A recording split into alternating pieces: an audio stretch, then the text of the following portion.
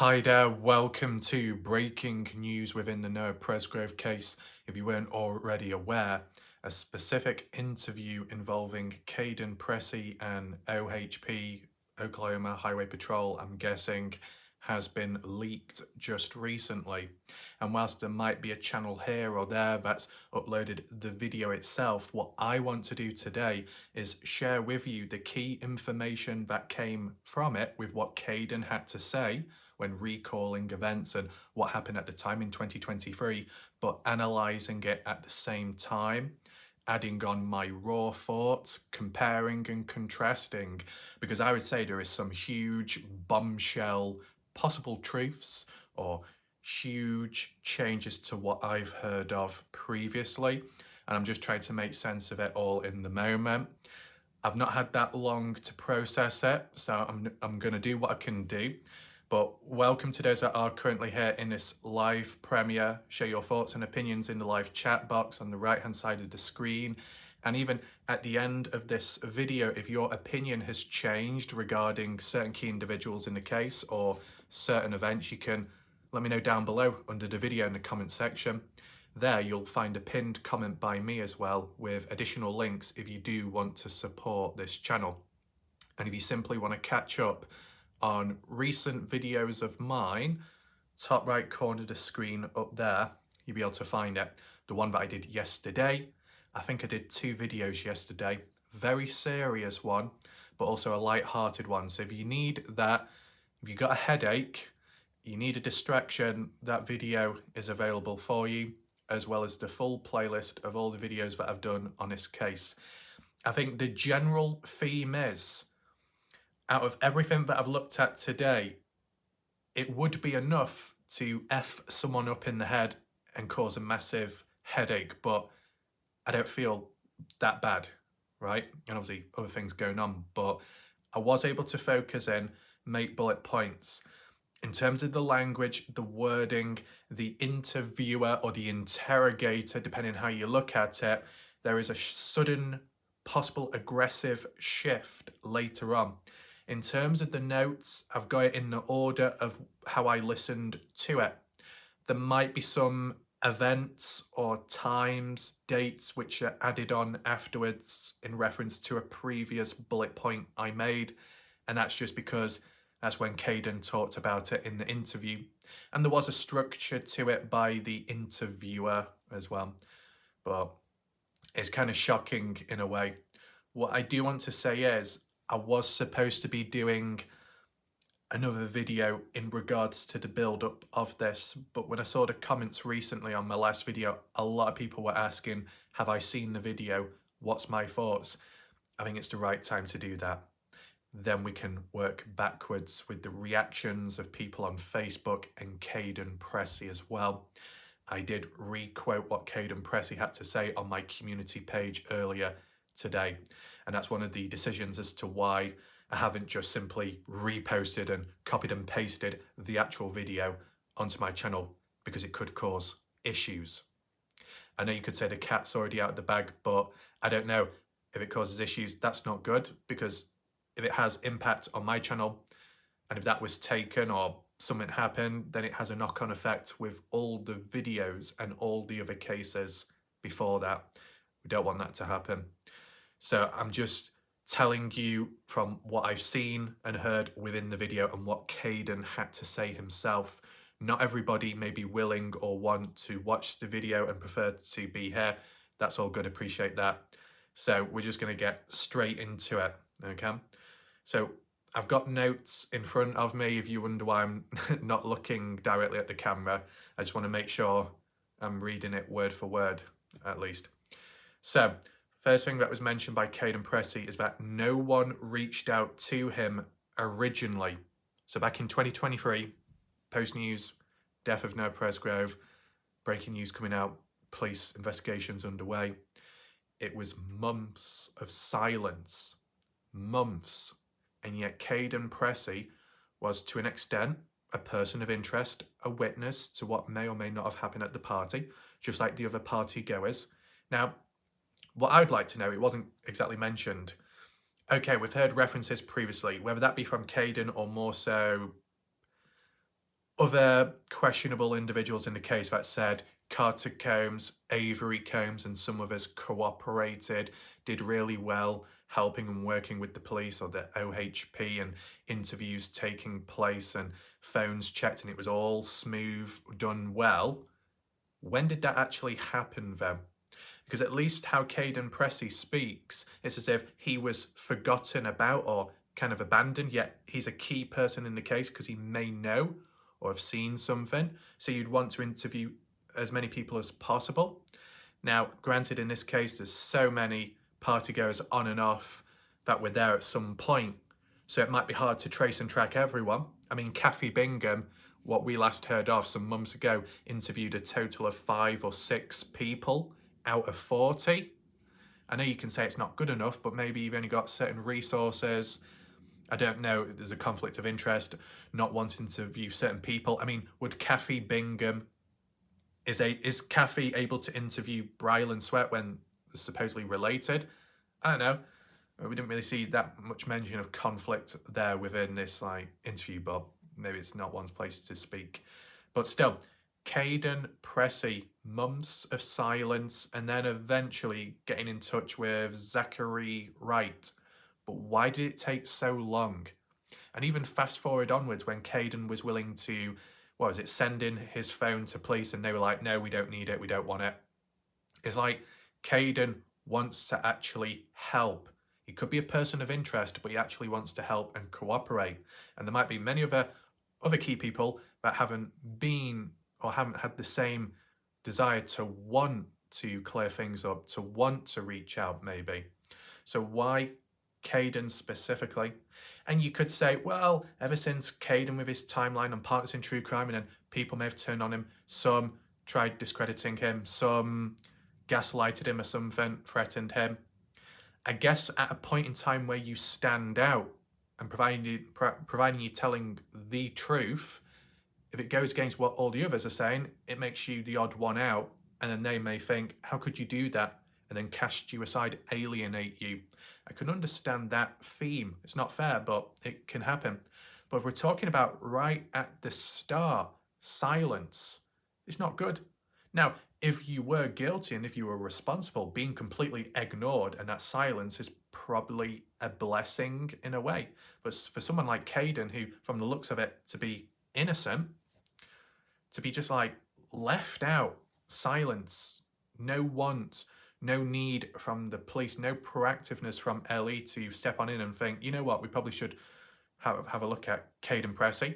I mean, what were the LE or whoever, what were they doing in that time then? If they weren't interviewing Kaden, is it because they were interviewing other people and they had their hands full? Or were they just lazy? That's what I'd like to know, first of all. Now, next point mentioned. Oh, and I just want to add in, I might not include everything from the video in this discussion, but some of the key points which I don't include is because it's consistent with Partners in True Crime interview, what Kaden had to say, just as a heads up. And kind of an example of that was the situation with meeting Jack, meeting Noah and others in the past. Where was it? I believe they said Duncan, car parks, but more specifically in this specific interview, Kaden said Walmart, I believe. There wasn't much to do but hanging out. In Partners in True Crime, Kaden said, and they would drink alcohol. Can't remember if that was mentioned in this other interview with the authority, but still, just a bit of backstory there. Sounds pretty familiar, doesn't it? But it was interesting. Kaden said he was, and up to a certain point past the death of Noah, was best friends with Jack Newton. Very interesting, isn't it? Now, we've seen a small little exchange of conversation between Jack and Kaden through that Snapchat a few months ago. And to be honest, Jack, how he came across was a bit demanding, a bit entitled, and some sort of threatening. Tell me your story again. I know you've told me many times, but I want to hear it again, in brackets. I want to hear it the right way, because if not, it's going to make me upset. That was almost word for word. Not in the brackets, that was just an inner thought. But the bit about being upset, that's what Jack said. So it seemed a bit tense, but by that point, they were distant, not together as best friends, because that was only a few months ago. That will make a bit more sense later on, so don't go anywhere. So because of that, Kaden being best friends to Jack and just about being kind of friends with Noah, but not the same way as Jack was to Noah, is kind of like a triangle in a way. So you can understand the interactions and how people get on with one another. Interesting how, if you think about arguments at the party, supposedly between Noah and Jack, but never once with Kaden. But if Kaden is keeping to himself and not quite interacting with other females, or at least Carter Combs, then maybe there wasn't any room for concern or issues. You get what I'm saying? And that might make more sense later on, because there's another point to add in, but that will come with time. What Kaden did say is that along with Jack and the other friends, I'm guessing Brylan, Mikey maybe, Isaac, and then I guess the girls as well, that basically they've all cut contact with Kaden. But what was the exact reason? Did it happen right at the start, or was it around Partners in True Crime interview? From the looks of it, it was really early on.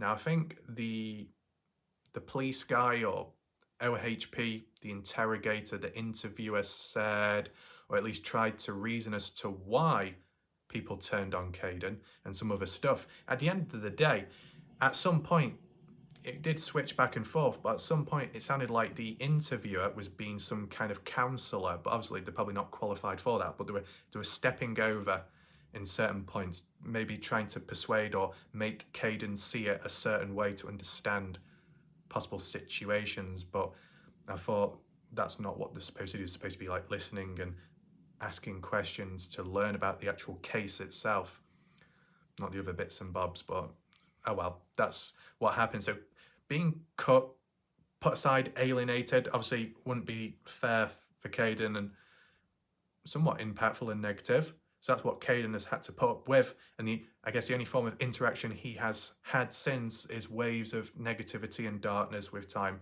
from some of those said individuals. There's that. The next point mentioned, because it was a reference to 2024, this actual interview. So it's not from 2023, 2024. So enough time has passed by. Did they give a month, a day?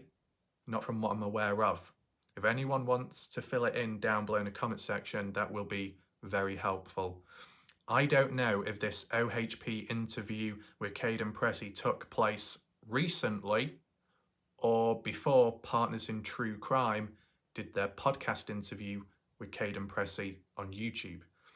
Because when you compare the two different interviews, obviously one semi-formal, open and public, the other one, I'm guessing private, right? But they do differ. And how it's recounted and days given, it's a little bit confusing, I'm going to be honest with you. I'm guessing that in this 2024 formal interview with authorities, that it was Kaden Pressy that recorded the conversation on his phone and then passed it on to someone, or a copy of it was sent to one of the parents, I don't know. And then was it passed on to a person that they thought they could trust, and then that dodgy person leaked it? Or is it that it was kept private and somebody hacked into Kaden's phone or Alicia's phone and leaked it that way? There could be backstories behind who's to blame for that, because it shouldn't have been released public. I know it sounds dodgy. I was going to do a video about that, but people wanted to see this first, so I'll do the other part afterwards. It does make me think that whilst this happened in 2024, it probably was before Partners in True Crime. And the only reason why I say that is because I'm sure in Partners in True Crime podcast, Kaden Pressy mentioned that when he did go on in to be interviewed to retell his story of what happened, he made sure to record the conversation because he was allowed to and he wanted to, just to be safe. I'm sure I remember hearing that. So that would make it sound like it happened earlier.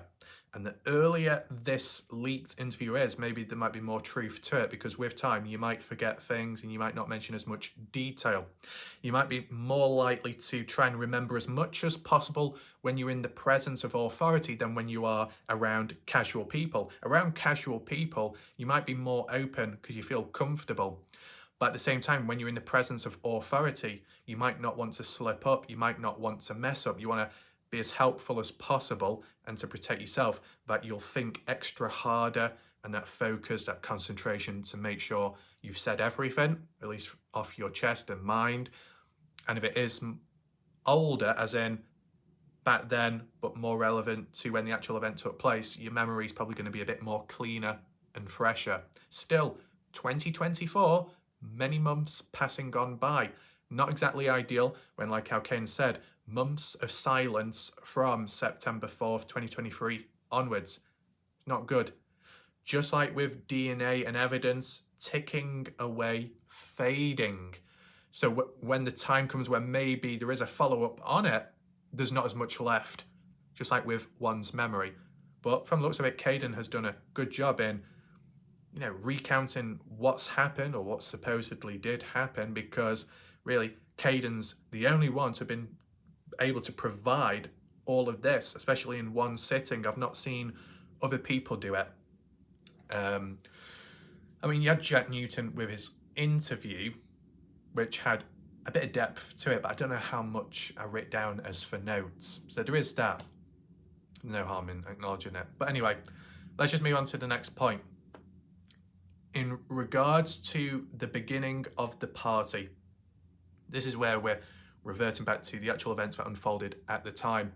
From what Kaden said, Kaden, where he lived, it's a bit too far away and the cost of gas money to get on down, but Jack Newton offered to pay that gas money.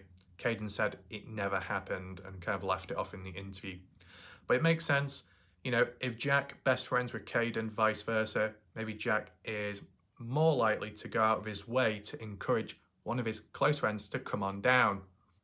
The same way as Noah Presgrove when it came to Sunday, begging him to come back or just asking him. That's a side question, isn't it, to take in mind. But for Kaden Pressy to come down to the party, at least how it was worded by Kaden himself in Partners in True Crime, he came Saturday. Okay, same day as Noah. Seems normal, doesn't it? In terms of this formal interview with OHP, he said around Saturday night. Oh, okay. But what was mentioned at some point, and I don't know if I filled it in on the sheet just yet, but Kaden also made references to, Friday, the beginning of the party, the day which no one really talks about, and yet I've questioned many times and people have responded, wasn't that significant? No one really showed up anyway. Well, Kaden made a few references saying he was probably there, he was there Friday. What's that all about? There might be an exception that Kaden getting mixed up or assuming, whether it be memory with time and thinking he was there Friday and Saturday and Sunday and Monday. But was he really there for the 4 days or was it 3 days? It's a little bit confusing. This is where it starts switching and changing throughout. Luckily, I didn't have to scribble much out. I just put Saturday or Sunday, Friday or Saturday, okay? Just let me know in the comments, did you get confused at any points? I'd say it's understandable if you did. Does it really matter? Friday, yeah, just to know who was there. How it came across Jack Newton was already at the party, which could be implied as from the start of Friday. And it wouldn't surprise me because if Carter lived there at the time with Avery, birthday girl, setting up the party, getting things going, maybe getting the invites and telling people about it, Jack may have already been down there because Jack is a lot closer to the house and the people that inhabit it at the time because of girlfriend, boyfriend with Carter Combs and Jack. So obviously not at the time being engaged, no. That happened February 2024. But the process of getting with someone and then meeting up or going to the house and then hanging out there, you might have more access, or you might be more willing to come on down early compared to the others that tag along after. So if Jack was there Friday, I'm not saying he was for definite, but that's how it sounded, like the way it was worded. Would it have allowed Jack more time to plan anything out? Would there have been a reason to do so, though? Or is it what happened at the party and then a plan came in place? It does make you think. And what did people even get up to on the Friday? You know, just in the house, doing nothing, visiting anywhere? Any other named individuals? Unfortunately, that wasn't really mentioned much. Anyway, once again, Kaden said it was a normal night. I'm guessing Saturday or Friday, or both, depending how you interpret it.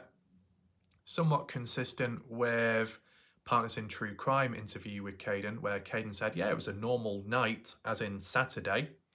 And it raised an eyebrow for me, because I'm thinking, you found it a normal night, yet you had the likes of Noah and Jack already having a go at one another, arguments. It may have been resolved, but it looked like it was the beginning of a downfall, beginning of jealousy, beginning of issues. And if Jack had a problem with Noah on Saturday with girl trouble, what made Jack think it was a good idea to get Noah to come on down on the Sunday then, if there was going to be repeats? Or, you know, maybe you had it in your mind that, oh, is it going to happen again? I mean, if you're paranoid enough to think, oh, what's Noah's doing with your girlfriend or my girlfriend, or if you're talking as in being the person, Jack, what makes you think it's not going to happen again? Is it really worth getting Noah to come on back? Or is it because there's other reasons in place? I said that's another side thing, but I just wanted to add it in. So, short story is, for now, at least in this interview, when comparing it to Partners in True Crime, Kaden said he came on down to the party Saturday, right? This formal interview, Kaden said he came on down Saturday, but he's also thinking that he was there Friday. So he arrived Friday, from how it was worded. Okay, first time me hearing that, that's why it caught me off guard. Next thing mentioned, Kaden said about left at the house with the girls, which would be Logan, Avery, Carter, Jasmine, them lot, and Kaden. And that does make sense in terms of how we heard it in the Partners in True Crime interview, but in terms of the days listed here, it got very confusing, because supposedly Kaden was at the house with the girls, were watching movies, and then later went to a store nearby, Terrell, maybe, Mini Mart. Is that the one? No direct name was mentioned. I think they call it a Dollar Tree or a dollar store. Mini Mart is like a gas station, petrol station, whatever you call it in America. I'm not sure if it's in Terrell where they went to get alcohol, but I do remember Kaden individually, before Partners in True Crime, on Facebook giving an official statement at some point mentioning how he was there present to witness inside of a store, Avery buying alcohol. Buying more alcohol because they've already run out before on Saturday? I don't know, because of the timing of it all. I've put it in brackets that all that what I just mentioned happened on a Saturday. But then it was also mentioned Sunday. I got confused. Partners in True Crime podcast, when Kaden Pressy was on that, Kaden said he came Saturday, it was all okay. Sunday morning, he, all the girls, Isaac, Brylan, Noah, Jack, and any other names that I've forgotten, I think it was like 8 or 9 people, long-time friends, went to Warwick gas station, had breakfast, then Kaden and the girls, and guess, dropped back at the house. Noah went his own way back to where he lived, and the remaining guys, including Caleb Newton, the father to Jack, went back out into town to do whatever. Yeah, Sunday. And yet how it was worded in this formal interview was it happened on a Saturday. Now, I think there was some switching and changing with recounting events later on, and it ended up being confirmed it was Sunday, but it still confused me a bit, right? I mean, being left at the house with the girls, not being dropped off, but I'm sure I remember Kaden saying the word he was left at the house Sunday morning onwards, and then the remaining guys came on back later, going into the afternoon, the evening time. So it's interesting to take in mind. As for later going to the store to buy alcohol, at least from what I remember way back in the past on Facebook in the official statement, Kaden didn't say what day that occurred on. It's just that they went to the store and Kaden was present, Avery was present. Any other key named individuals, I can't remember if they were mentioned.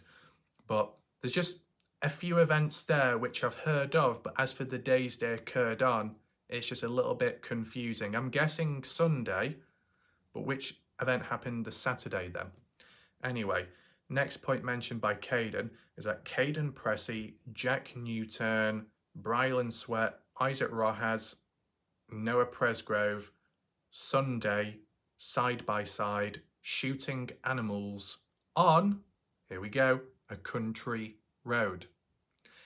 That is later changed further on into the video as driving across the fields. A country road could well be the dirt road which leads on down to the party house, and if you proceed onwards, maybe you can get onto the field from the south or the north field, south or north field. Is that where the wheat field is? A little reference to what I think either Sarah Long or Stevie Howard mentioned about picking teeth up in a field. What the hell? But you know why this is really important is because it's answered a question. When I did my map analysis previously, I was wondering, okay, group of guys on a Sunday before it got to night time, as exactly mentioned in Partners in True Crime, we got the consistency there, going out shooting animals like you do.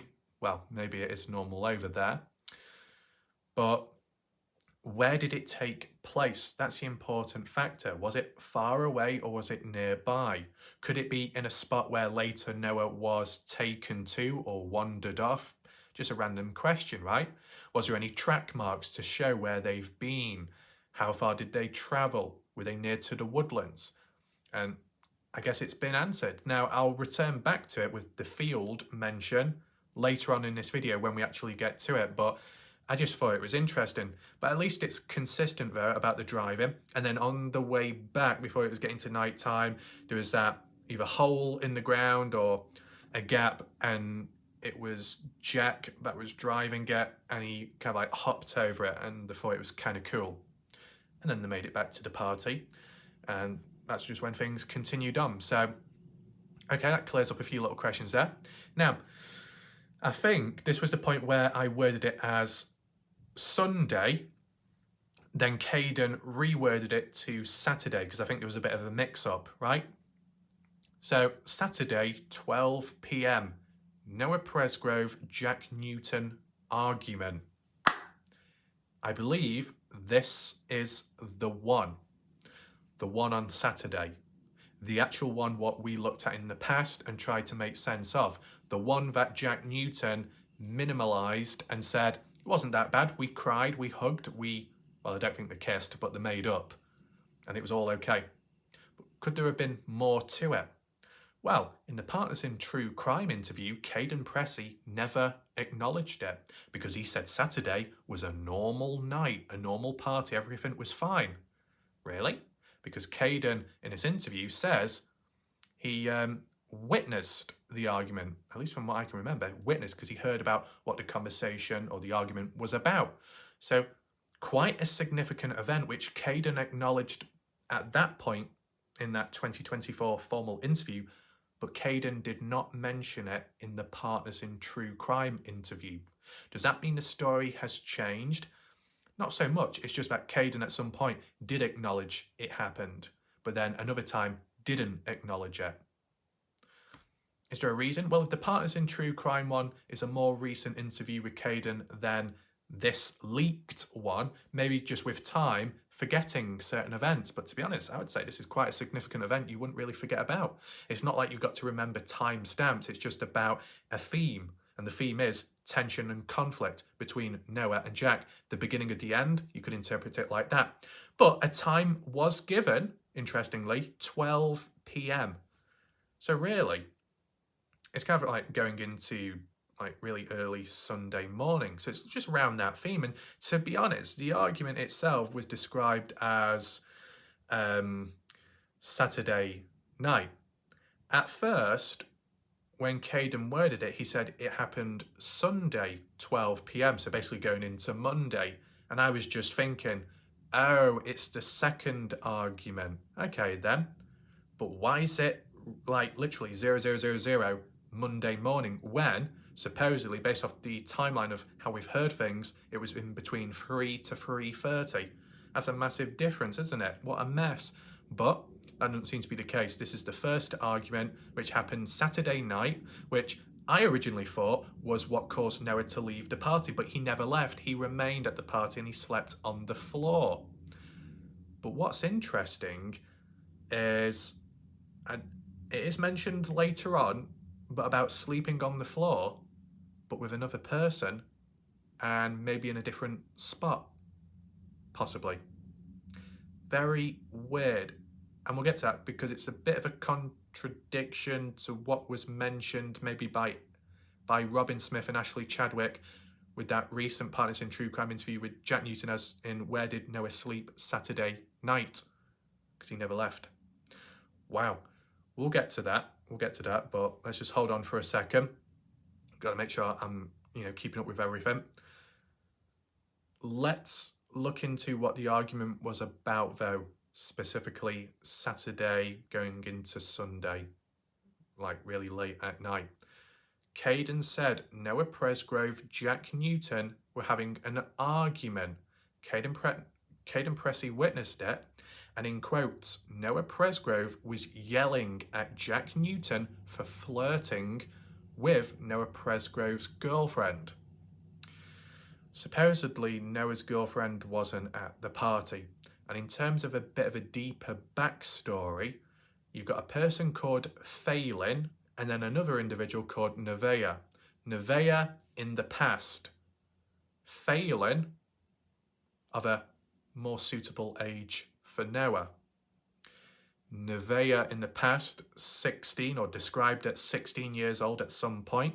There must have been a mix-up with the other girlfriend, the girlfriend at the time, with Noah possibly.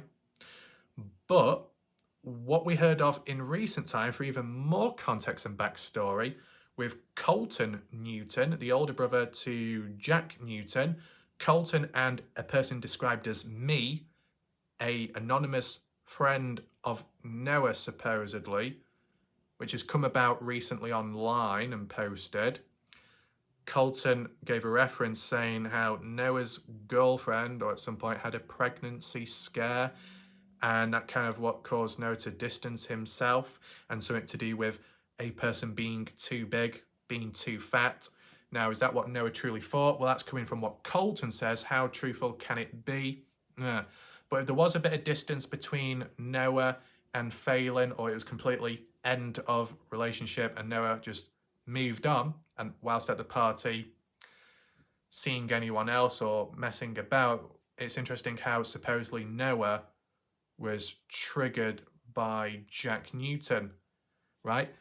The focus has always been Jack Newton, jealousy, insecure, maybe a bit controlling, doesn't like it when other guys speak to Carter, it annoys him.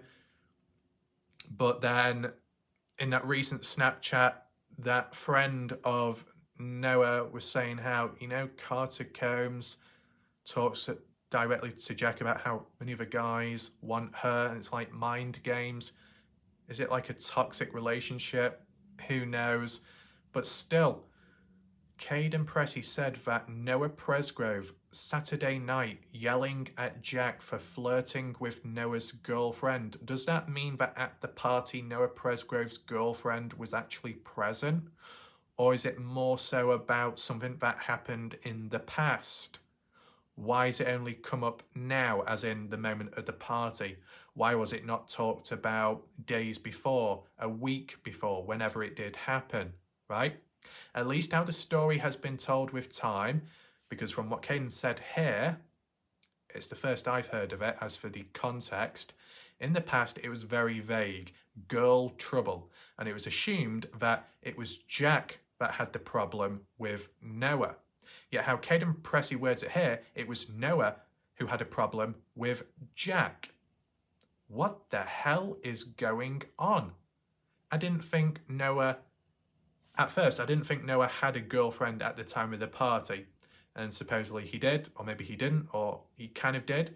But furthermore, I just thought that regardless, Noah's girlfriend, if he did have one, just wasn't at the party at the time, because I don't remember seeing them or any photos, unless I'm wrong.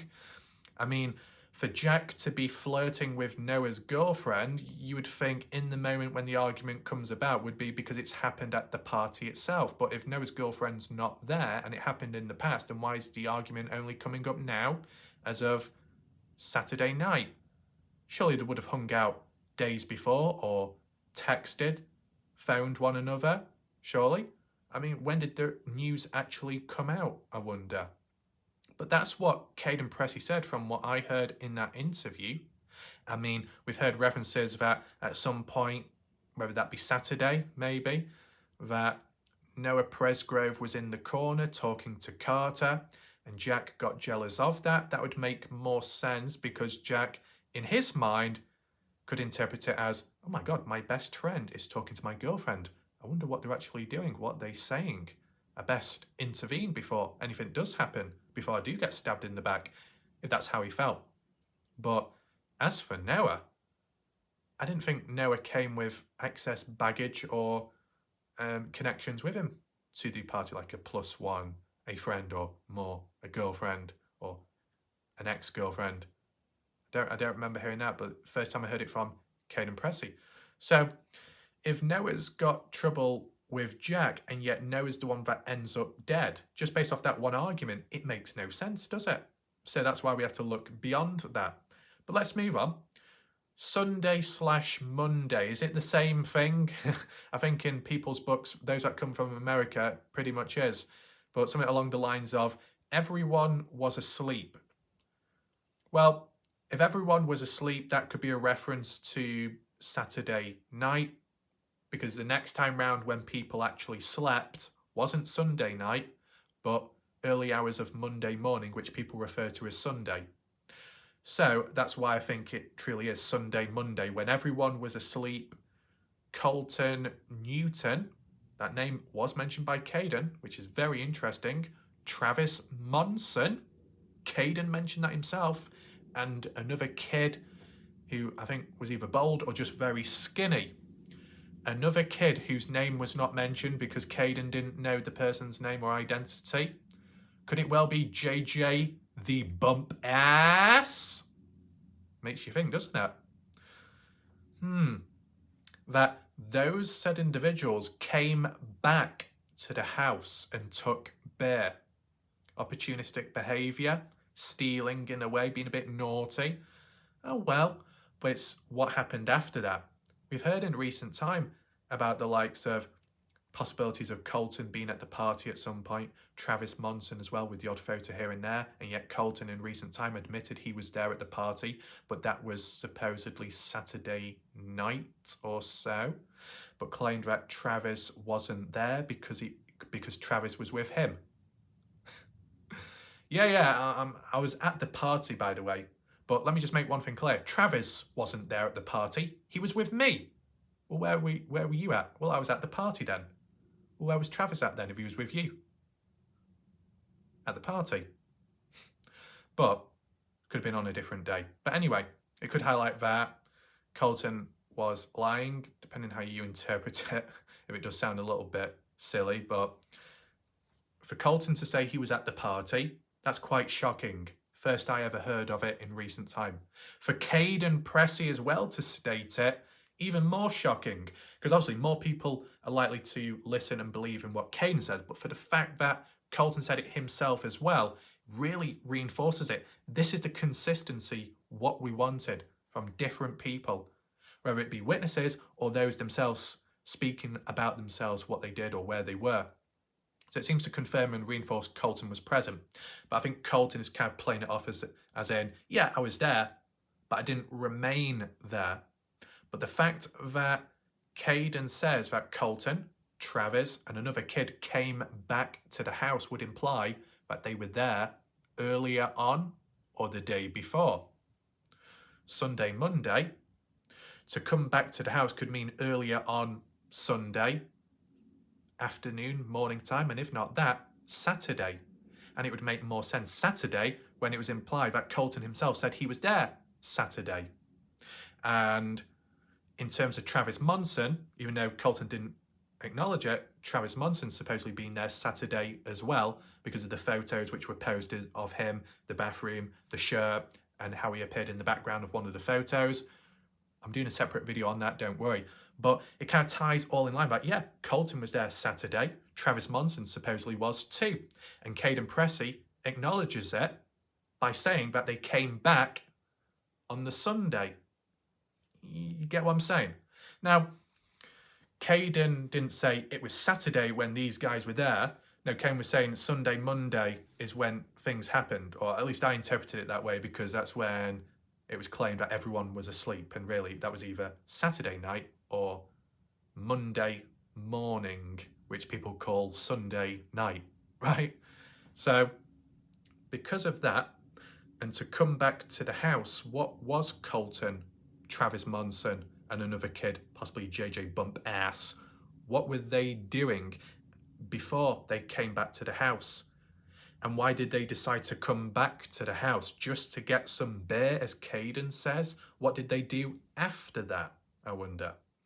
I mean, beyond that point, what Kaden was getting at is at the time of when it happened, Kaden was asleep but was woken up by those people.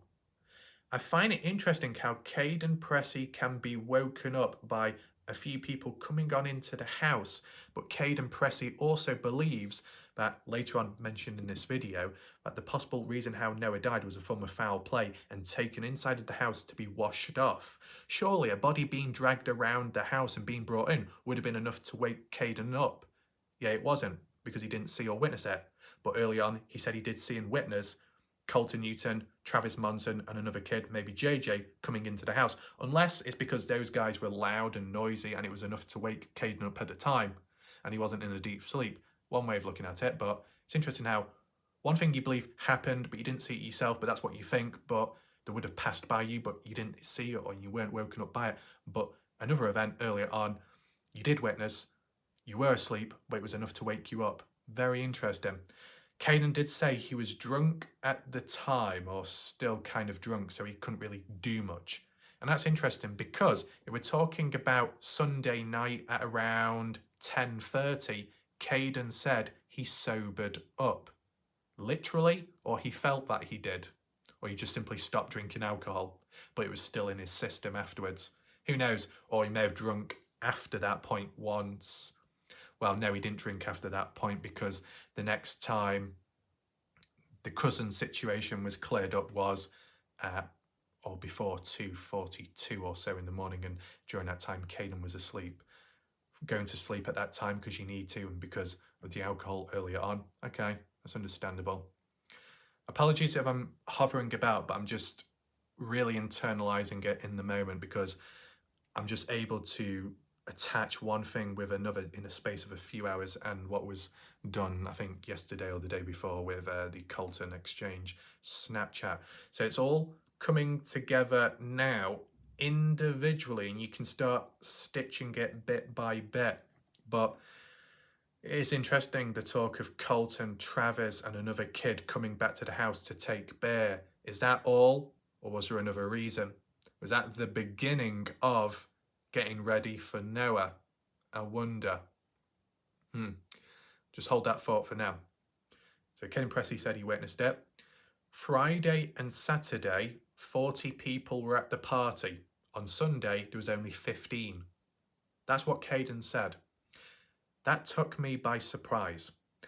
In terms of how it was worded by Kaden Pressy in the Partners in True Crime interview, specifically Saturday, Friday was never mentioned, unfortunately, because in Partners in True Crime, Kaden said he was there Saturday. That was the first time he came on down. No reference to Friday, so who knows who was there. I was thinking probably Jack, Carter, Avery, maybe Logan, but anyone else? Bit of a mystery. But now, Kaden's saying 40 people. So Friday and Saturday, there were 40 people at the party. Yet in Partners in True Crime, Kaden said that there might have been like 8 or 9 people there, at least on the Saturday, because it was close friends, those that know one another, so everyone could be accounted for. And then when Sunday came about, Sunday night, then that's when the party kicked off. That's when all the Texas boys and the strangers came on down, which you would think has total 40 people at one point. Doesn't seem to be the case. Only 15 people present. That's still a handful, because who are those 15 people? You think of the names that I recounted earlier on. 8 to 9 people, including Mikey Lair. Let's round it up to 10 people. 15? Well, we'll just keep it to 9. At least 6, 7 other people. Who were those individuals, I wonder? How it was worded by Kaden really confused me, because it's the first time I've ever heard it worded like this. All the times in the past, online, in articles, 40 people, 30 to 40, were attending the party at some point, with some coming and going in between, but it was mainly Sunday as when it happened. Why would there be 40 people on Friday and Saturday when Kaden, in the other interview, Partners in True Crime, said it was only long-time friends that knew one another? It seems like it's been said in the wrong order, unless that's actually true. Friday and Saturday was really busy. What do people think about that? Let me know your thoughts in the comment section, the live chat and whatnot. Anyway, next thing mentioned. Ken said Carter Combs, Avery Combs, Logan Jernigan, Kaden Pressy himself, Mikey Lair, Noah Presgrove, Jack Newton, Noah Presgrove, I mentioned that twice, Jasmine Milan, I'm guessing, yeah, that probably the initial I missed out, were all there Sunday, including the cousin and the cousin's friend. So let me just count that on the spot. 1, 2, 3, 4, 5, 6, 7, 8, 9, 10 people. But what about the 5 other remaining ones where there was supposedly only 15 there on Sunday? We've heard 10 names and there are still 5 people's names missing. Does that include the skinny guy, possibly JJ Bump Ass? Does it include Colton? Does it include Travis? That would be 3 other people, but it's still missing at least 2 more names. What the hell's going on? You know, it still sounds like there are some excess strangers at the party on Sunday. What's that all about? This is my raw reaction, take in mind from how it was worded in that interview, whether it be really new or back in the past. It's still happened in 2024 from the looks of it. Anyway, Kaden Pressy said he filmed Brylan Sweat slap Noah Presgrove. You remember that? The party footage? At the time, I had no clue when it was, assuming it was Sunday night. And when I say Sunday night, I literally mean Sunday night. Not like what people from America do, okay? But as for Saturday, the only thing that reminded me of things from Saturday was Noah wearing beige shorts. And that was mainly it. So any footage what showed Noah in beige shorts was likely Saturday, and really anything that involved Noah wearing black shorts was Sunday. Colour coding it almost, right? So with the black shorts, when Noah was asking Brylan to slap him, and when Isaac Rojas was in the background holding that shotgun for whatever reason, talking to the birthday girl Avery, the person behind the camera recording it all was Kaden Pressy.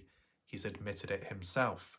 That's interesting, because it's interesting how Kaden Pressy, who was just a friend to Noah at the time, who's grown more closer to Noah, after the death, as Kaden said himself in his own words, in the moment at the party, that, like when we said, all the footage seems to be about Noah and only Noah. Why is that? Why no one else? Why is all the focus or the theme around Noah in every shot and angle? Is it because he's that popular, or is there some kind of favoritism? There can't really be favoritism when, at the time, Kaden Pressy was just a friend to Noah, and yet at the time, Kaden was a best friend to Jack Newton. I'm surprised there's no full-on footage of Jack Newton, all up close, because sometimes when you're with a friend, more so a best friend, whether you be at a party, on a trip, at school, wherever you can, and you're recording one another, you're probably going to record one another more often than being in the presence of strangers or people you're friends with but not as close to, right? You get more screen, more airtime with those that you're familiar with and who you record or take photos of. If you go on a school trip and, do a little group photo or selfie, depending the year, you might appear in it, you might participate. If you're friends, close. If you're not really friends and it's just neutral, you're probably not going to be involved in the group photo, things like that. So at the time, it's very interesting how Noah was the focal point. Now, there's another reason as to why that footage remained and why it was included in the collection, the compilation, is because a handful of that video footage, which is now being highlighted that Kaden Pressy recorded, not everything, but portions of it, is because Kaden didn't wipe his phone. Kaden didn't wipe stuff, delete things, but other people did, meaning that the total point of view at the party from different perspectives wasn't available because they were deleted. That's one way of looking at it. So Kaden had his footage to present to people, to the public and news articles, whatever, but the other partygoers couldn't because, didn't have it anymore, or they deleted it, supposedly. So that kind of gives a bit more backstory behind that and Noah being in all the different shots and angles, really. The only bit I saw where it was being recorded by different people was between Mikey and Brylan Sweat towards the end of that footage, where Brylan was holding it and saying, introducing here is Mike Tyson, just a play on words. Okay. But Kaden, with recording Brylan slapping Noah, is good because that clears up another question which I had. That's positive.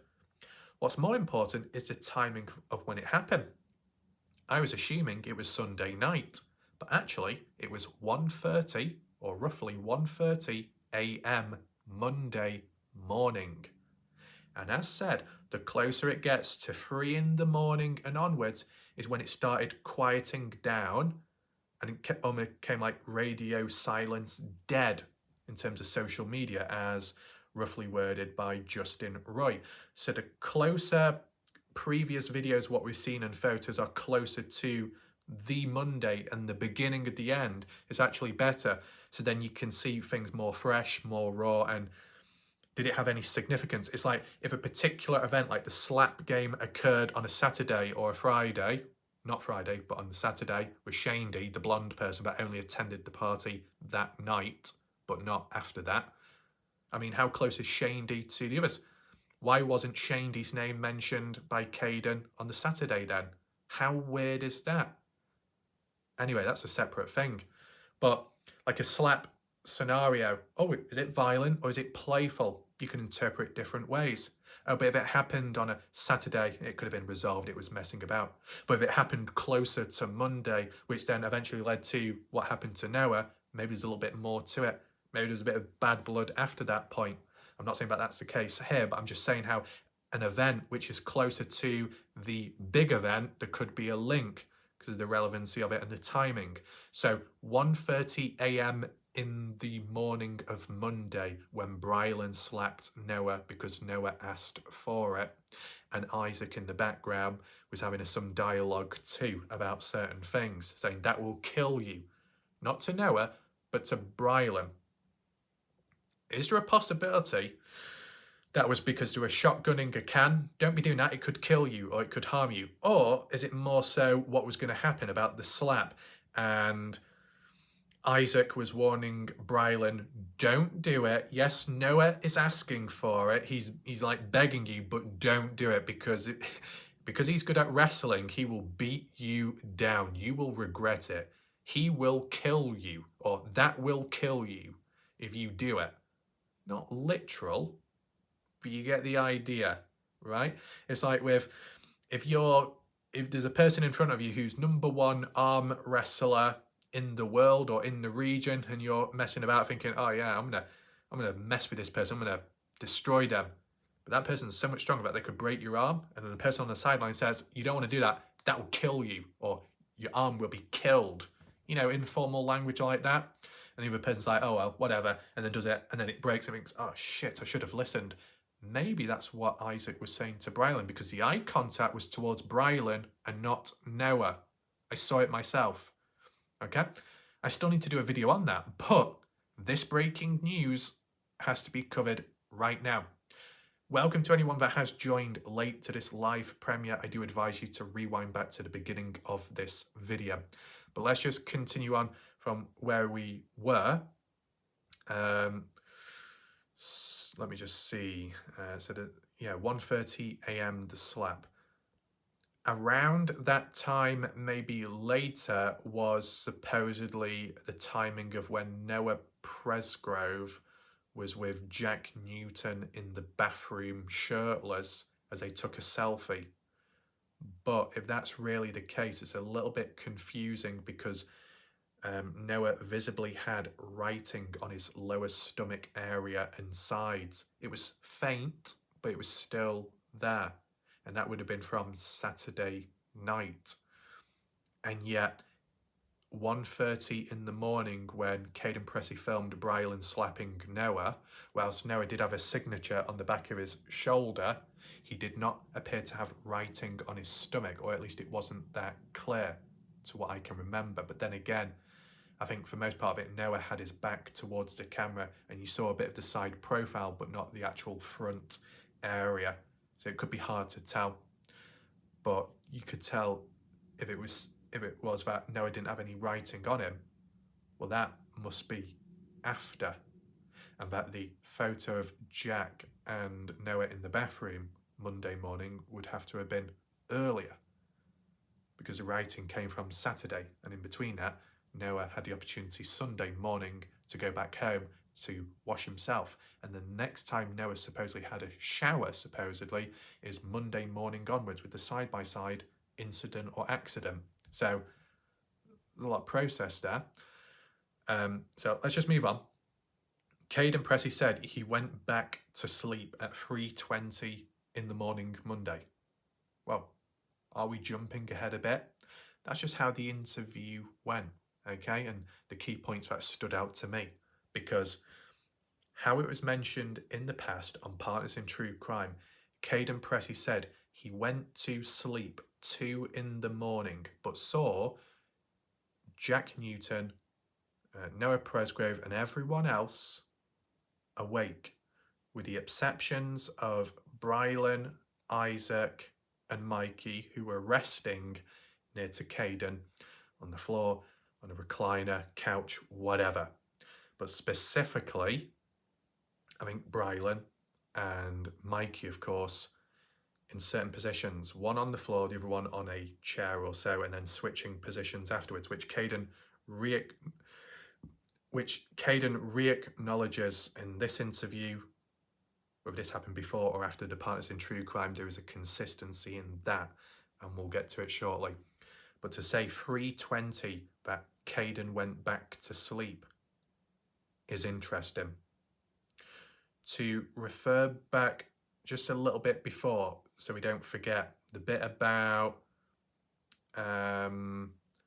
when everyone was asleep, Colton Newton, Travis Monson, other kid came back to the house to take beer, and Kane said he was asleep at that time but was woken up, and that was Sunday night going into Monday morning, same thing, Monday morning. What time did that happen when Colton was there and Travis? No time was exactly given. But would that have been before 3:20 Monday morning or afterwards? I mean, I said the original timeline by Kaden, Partners in True Crime, 2 a.m. Monday morning, went to sleep. 2:42 a.m. woken up by his mother calling, known as Alicia Lee, about the cousin situation being resolved and taken back home safely. We've heard all that, blah, blah, blah, blah.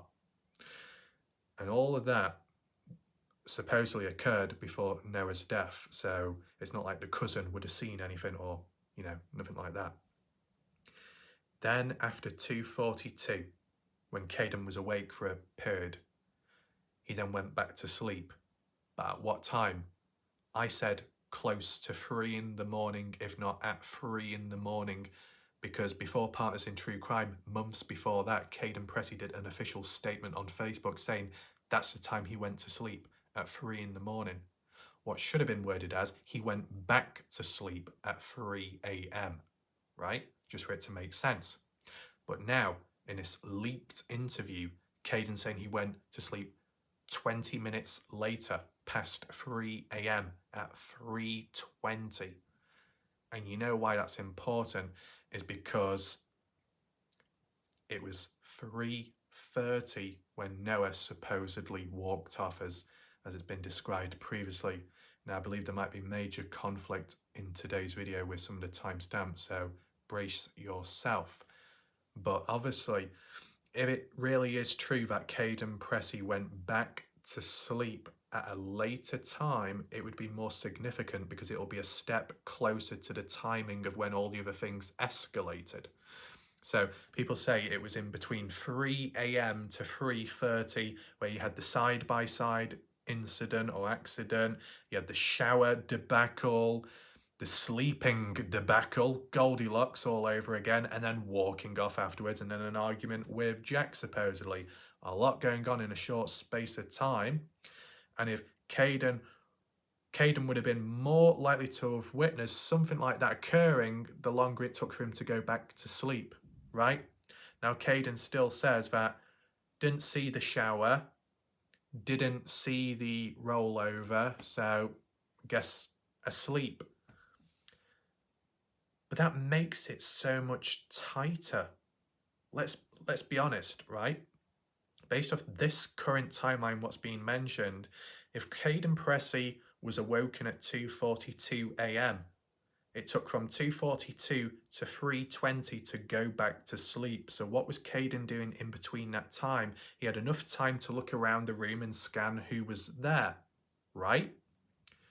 Well, that's how it was interpreted in Partners in True Crime podcast, that in between 2:42 a.m. and 3 in the morning, when Kaden was woken up, once again he saw Jack awake, Noah awake, confirming that and dispelling the claims made by Jack of going to sleep, which was a load of Jack shit, okay?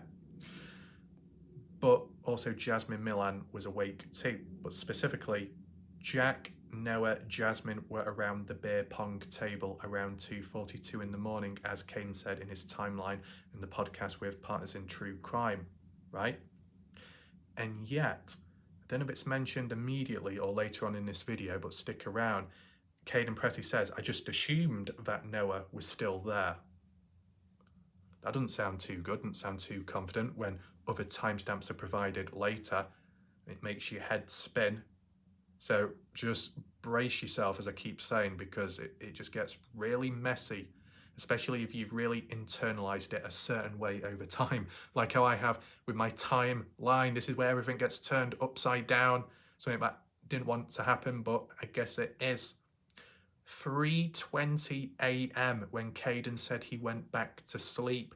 10 minutes later is when Noah supposedly walked off, never to be seen again.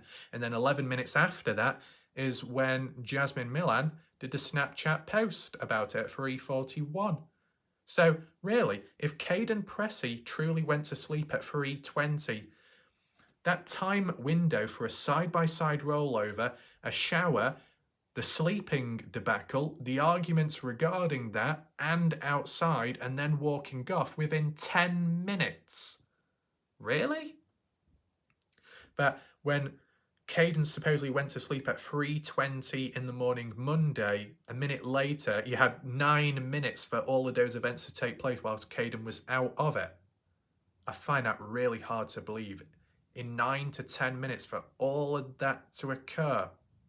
In between 3 in the morning to 3:30, that time window a lot more lenient.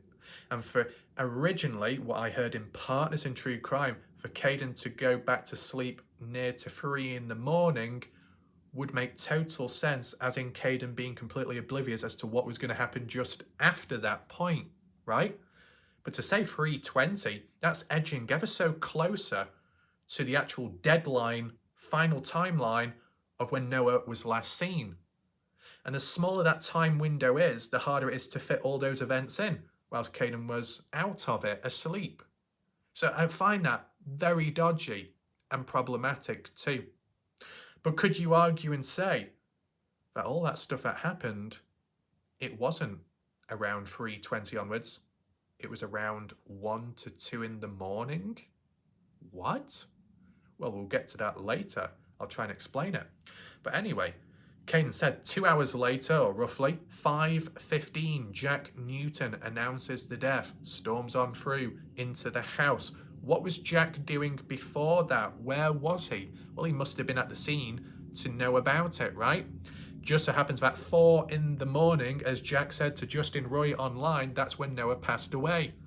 So you could add one thing with another, but then that would mean at 4 in the morning onwards, upon finding out, Jack just what? Sat there, did Jack shit, sat on his Jack ass, not actually using one, but sat down.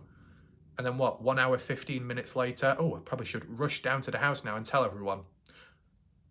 It just seems a bit no urgency. But then again, if you are shocked, you may struggle. I'd understand that. How do you tell people the news? What do? You processing it yourself?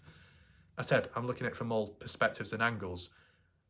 But a lot of time passing on by and supposedly no attempt made to call it into the police earlier at the time if it's a true timestamp. But anyway, 5:15, Kaden mentions that, just like I did in Partners in True Crime. Consistent, what you want to hear, right? So that's one positive. Anyway, Monday, just put it in brackets just so people know. Next thing mentioned, which Kaden said, consistent again from what I can remember from Partners in True Crime to this leaked interview. Kaden said, one thing that I found weird is upon waking up, when comparing 2:42 of when I was first woken up to then at 5:15 when I was woken up a second time round, in between those two periods, the difference in sleeping arrangements with Mikey Lair and Brylan Sweat switching places from floor to the couch or the recliner. Why would they switch places? It would mean both must have woken up in between 2:42 to 5:15, did things, whatever that might mean, and then go back to sleep, but sleep in different positions. Maybe you could say, well, you know, it's not fair for one to sleep on the floor and then the other one to sleep on a chair, so they took turns. But would they really be that considerate and think, I probably should wake myself up to then allow the other person to get a rest and then I'll switch to the floor? This is not guard duty. This is not a night shift. I don't think so. So what else could have caused Brylan, Sweat and Mikey to wake up in between 2:42 to 5:15? Why? What did they do? Where did they go? The key thing is it's before 5:15. Does it tie in with 4 in the morning when Jack supposedly became aware of his best friend's passing? Could he have contacted or reached out to Brylan and Mikey? Hey, could you help me? Or could you do something for me? Makes you think, doesn't it? Anyway, it's weird when switching places. When you get a car crash and people switch places with the, from driver to passengers to try and pin the blame and responsibility onto the passenger who's now in the driver's seat, but obviously through evidence and proof of where the seatbelt and the impact actually connected with you, the bruising, it would call you out and expose you pretty quick. But still, kind of an intent to shift focus elsewhere, which is a bit of foul play. Anyway, moving on. Kaden said that Noah was on the west side. Sorry, don't know where that came from. Was on the northeast, southwest. I'm not doing the cross, no, not the holy whipper-raff, but on the west side, this way. Being on the west side would mean traffic coming towards you, as in driving down to Terrell, okay? The direction which, much later on, who is it now? Tyler Hardy were going on down. Obviously, one had to turn back round and come back the other way because they passed by too soon and they couldn't brake in time because of vehicles behind. But that's a later story, isn't it? And we've heard about it before. But with Noah being on the west side, his head facing north. So you could interpret it as walking down the highway and then falling forwards, kind of face down twisted. I'm not saying that's what happened, but in terms of the direction of which the body was facing in, you could possibly say that's the direction the person was going in, as in walking. But would Noah be silly enough to walk down there? Probably not, but if you're desperate measures, you never know. But it seems likely he was dumped. In terms of what Kaden said in Partners in True Crime, I believe, legs and arms sprawled out, as in you just dumped and you flop about. Maybe. I mean, like, if you were just walking and somehow you got shot or died, you may fall forwards, you may fall backwards. Depends which way you got hit from, possibly. Anyway, I don't want to go too deep there because that just gets a bit too heavy in a way. And we need to focus on what Kaden was saying himself, right?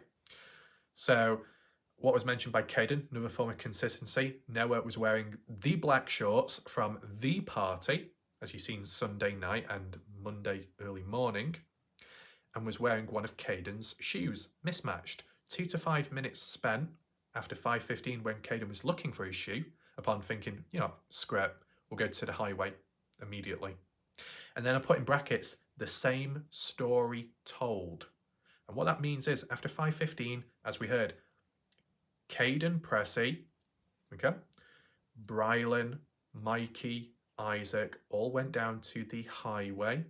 They all got out supposedly, but Isaac was visibly upset, and supposedly what Kaden said in this interview, Brylan and Mikey were also upset. They were all upset besides Kaden, who got close to the body and also tried to cover the body out of privacy and stuff, but never got the chance because one of the truck drivers or service truck drivers told him, you got to get out of here.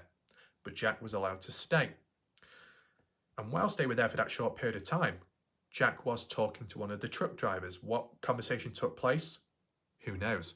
But anyway, that's what happened. Now, surprisingly, Kaden did not give a timestamp of when he arrived and when he left. But in Partners in True Crime, he did, which is obviously helpful. I'm just surprised it wasn't mentioned earlier on when you've got a fresher memory, if I'm correct in saying, but oh well. For those that didn't know, Kaden said at 5:20 or 5:21, he got to the highway with the guys. And by 5:30, he was ordered to leave. And one of the truck drivers that told him to leave was quite aggressive. Kaden respected his elders and left with the guys. So that's interesting. And then upon getting back to the house, girls crying, all of them, in the kitchen area. Kaden Pressy makes it back to the house but sits down to watch TV to, I guess, distract himself. And in terms of the remaining guys, Brylan, Mikey, Isaac, they just go back to sleep like nothing happened. And Kaden said that was weird, both in Partners in True Crime and this formal interview. So there's still some consistency there, which is obviously a good thing. But to now know that supposedly it wasn't just Isaac that was visibly upset, it was also Brylan and it was also Mikey, of all people, an individual that has PTSD and could have flashbacks. Someone with PTSD in a traumatic event and possible triggers just simply goes back to sleep. Now, everyone may have different triggers. Could be down to sound, noise, but still, seeing something bad like that, it could set you off and they just went back to sleep. Is it a defense mechanism where they just go to sleep in hopes of forgetting about it or trying to regain energy or being completely drained? Who knows? Everyone reacts differently. Even like what's going on in the background in real life. Weird feelings of what's happened. Some people around shocked and stuff. Me with a straight face because that's just how I am. That's why I really have to try and be balanced, because if I'm not, I will be a literal hypocrite. Because if I'm critical of people in a case for not showing like full on emotion, yet I'm like the same, then, you know, I need to acknowledge that at least. So thought I'd just mention that. The next thing, what we jump onto from the looks of it, just to make sure that I'm on track, is once they got back home, which acknowledged, and when I say home, I mean the party house, I should say. But you know, the Renee Milan situation, the mother to Jasmine, Stephanie, Jade, there's a problem. There is a big problem, because more names have suddenly come out their hat, which weren't mentioned in Partners in True Crime, which is extremely interesting. And one of the names is a bit shocking when how it was worded by them in the past, which tied in with Colton Newton. So get ready, brace yourself. No time was given in this formal interview, but from what we heard from Partners in True Crime, Kaden Pressy said at around 6:30 a.m. is when Renee Milan herself arrived. Because earlier on, she spent 30 minutes at the highway. And supposedly it would take 45 minutes to get down to point A to point B, and in between spend 30 minutes at the highway. And by it ties in line that earlier on, in between 5:30 to 5:45 or something, Jasmine Milan was the one to call Renee Milan, the mother, about what's happened, and that's closer to Kaden's timeline than it is to Jack's. Interesting. Now, I've done a bit of a crossover there, because the timing of when Jasmine called is what Renee said herself, of all people, so take that in mind. But not to drift too far away, the reason why this shocks me in a way is because in this formal interview with OHP, if that's who they really are, Kaden Pressy said Renee Milan arrived at the house with her husband. Who's the husband? Jody Milan? I don't know. But Renee Milan with her husband and, get ready, Stephanie Milan and Stephanie Milan's boyfriend. Why are they all coming on down? Exactly. Kaden originally said in Partners in True Crime it was just Renee Milan that arrived. And yet Kaden in this interview is saying Renee's husband and Renee Milan's other daughter, maybe, Stephanie Milan? Unless it's a sister to Renee. I don't know the connection now, to be honest. What the hell? It must be the daughter, Stephanie Milan. Now, I originally assumed that when it came to the party, such as Sunday, Monday, and specifically Monday, when Kaden was back at the house with Isaac, Brylan, Mikey, Avery, Carter, Jasmine, Logan, and I was thinking Stephanie, because Stephanie Milan worded it as if she was at the party. And technically you could say, well, that's true. Monday morning when the party has bloody ended? Really? The way it was worded by Stephanie back then on Snapchat by that member of the general public that reached out to her regarding it, saying, were you at the party? Yes or no? She said yes. What happened with the side-by-side? I can't remember if she said it did happen or it didn't. And then what about the argument with Noah and Jack? And Stephanie said, Noah had no beef with anyone. There was no trouble like that. How would you even know? How would Stephanie Milan even know if it's worded as if she only arrived Monday morning? Unless Stephanie Milan was present on a Saturday or a Sunday and then left in between, then later came back on Monday. But it's not been worded like that as of yet. But I am trying to make sense of it, okay? Just a simple fact that Kaden said in this formal interview, it wasn't just Renee, it was the husband, and it was also Stephanie Milan, who was the one that claimed to be at the party, as in a party goer, but how it's mentioned here, not quite the same, is it? Because it's after the party. Spam the face palms out of confusion out of shock, whatever you want to call it, okay? Why does it need so many people to come on down, right? And why did they all come on down? Why not just Renee? Or just with the husband? And you know what? It makes me think. If Renee Milan claims, well, Kaden made it clear that Renee told him, but on the way down, Renee spent 30 minutes at the highway. Well, that would mean Renee with the husband and Stephanie and Stephanie's boyfriend, they were all at the highway for 30 minutes. A handful of people. Names which may have not been acknowledged before. All taking notes, I wonder. And then deciding to make it down to the house where your actual daughter is to see how she is.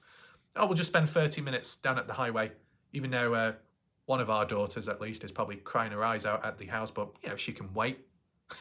Really? That's how you could interpret it, at least.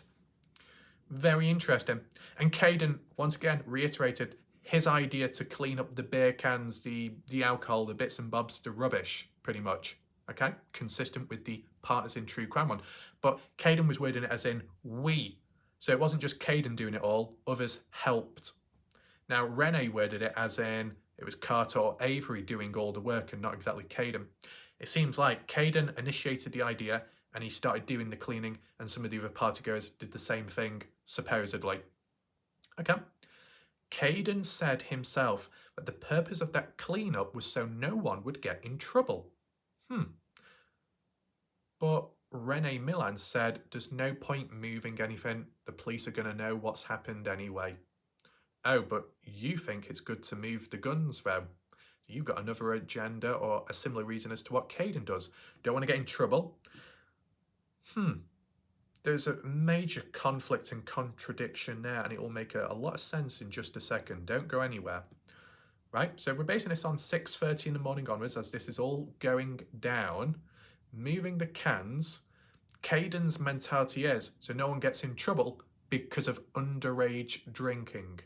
So Kaden clearly knew at the time what he's done, what they've done at the party is broke the social hosting laws rules. But realistically, where the blame or the responsibility lies back on is on the host, the birthday girl, Avery, who supplied it and bought it. Would any responsibility fall on the underage drinkers? I would argue and say, yeah, I'm not saying that those are also responsible for Noah's death, not full on, no. But I think at the end of the day, if you are of 18, you have of adult age, you should be thinking somewhat responsibly or taking some kind of responsibility and taking accountability and being aware of what you can and can't do. But then at the same time, I can understand, if you're in the middle of nowhere and you don't expect anything to go wrong or anything to follow up after it, then who's going to know if you have a drink or two? See, this is the thing. From what I'm aware of, in the UK, you can drink alcohol at the age of 18. If you're accompanied by an adult, you can drink some kind of alcohol in restaurants or so at the age of 14, if you're with your parents. And yet in the US, you've got to be 21. And yet by the age of, or before 18, you can drive or you can own a gun or something. So the laws are a little bit all over the place and it can vary from country to country or maybe state to state. It is what it is. But, maybe, people thinking, well, we're 18. Come on, we're adults. We should be allowed to drink. Even if the law didn't say that, we should be allowed to. And, you can understand that, especially if other countries are allowing it. Why can't we? But the act of cleaning up to make sure that you don't get in trouble clearly shows that we're looking out for one another. Even though they might have done something wrong, it wasn't all their fault because it lies back on the party host. It's the fact that Kaden was looking out for maybe Avery at the time and looking out for everyone else, cleaning up because Kaden felt he didn't want anyone to get in trouble. So you could say that's quite selfless of him in a positive way. So yeah, it's worth acknowledging. And yet Renee Milan supposedly said, no, there's no point doing it. Police are going to know anyway. Oh, but by the way, I need to know where those guns are. Why? And I had some questions regarding that, and supposedly they may have been answered. Let's see. So Kaden said, in quotes, from what Renee Milan asked, where are the guns at? And Kaden said, well, we went to collect them. But how it was worded in the past was, it was like Renee inquired about the guns and searched for them herself. And supposedly they were in the trailers of the locked vehicles.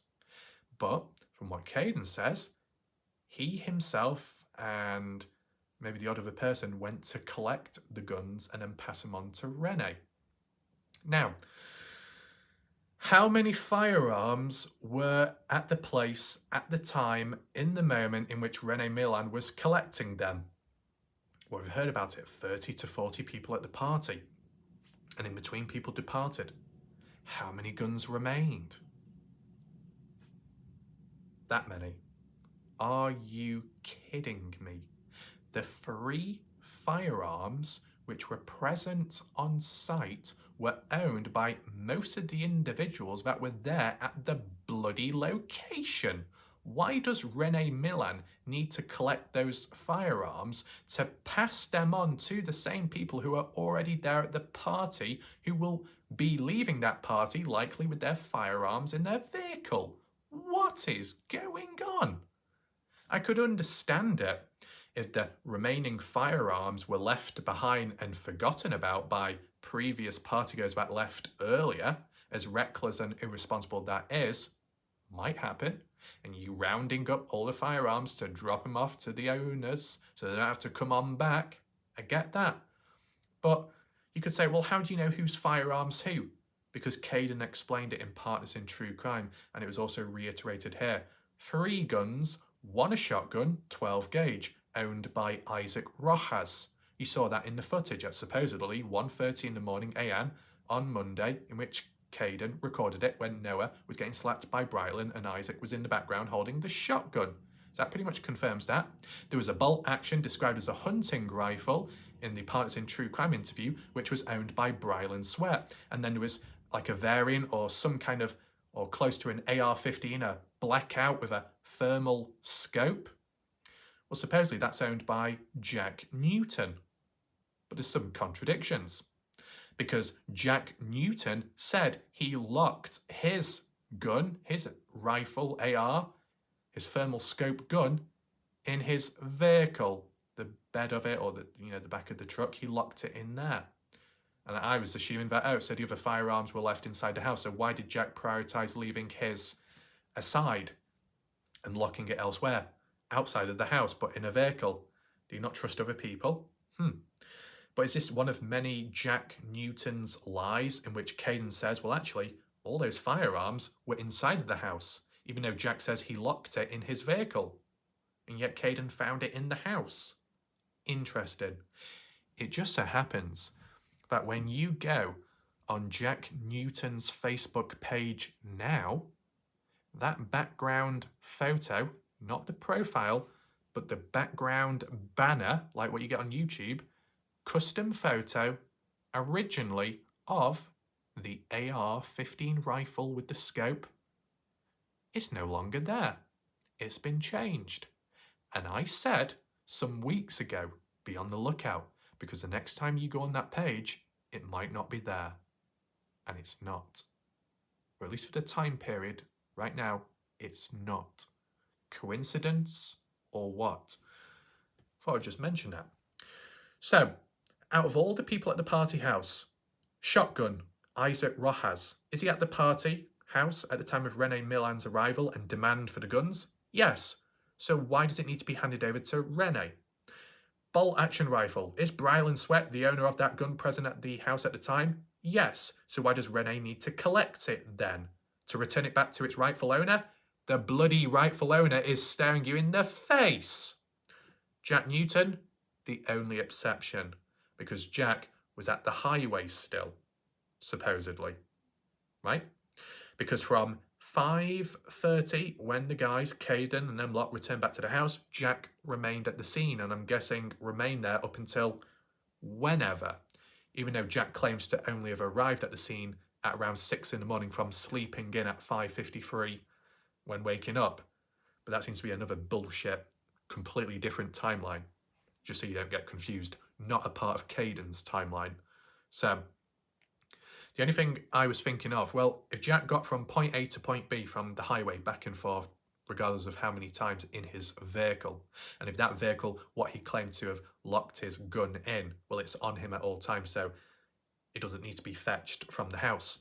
But from what Kaden said, it was in the house, and Jack lied about locking it in the vehicle. Why would you lie about a firearm when it's such a simple thing, unless it's because of how and where and when it was used?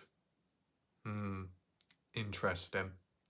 Kaden did make a reference of later on in the interview when it came to Noah missing or not present at the party. They could have just used that that rifle to look through the thermal scope, the heat.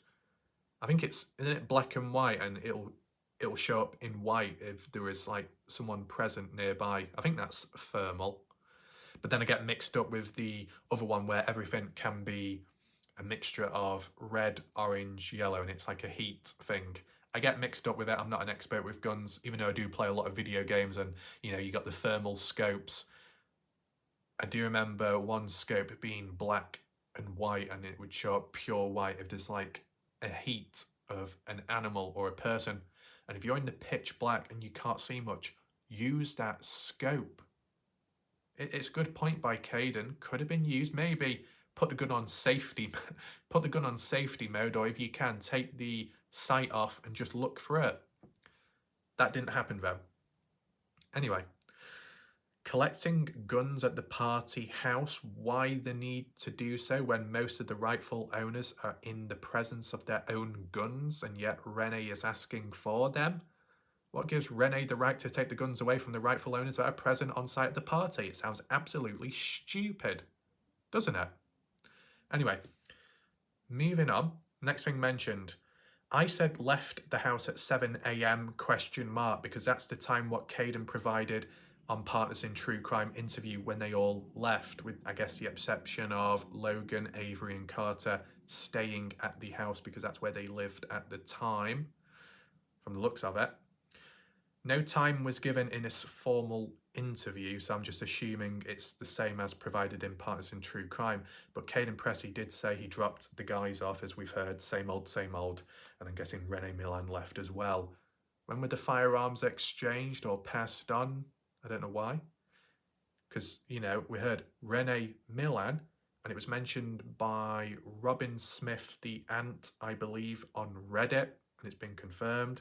And if not, Robin Smith, another family member, correct me if I'm wrong, apologies, is that Rene Milan collected those guns. Wow, a total of 3 firearms, big deal, and then passed them on to Caleb Newton.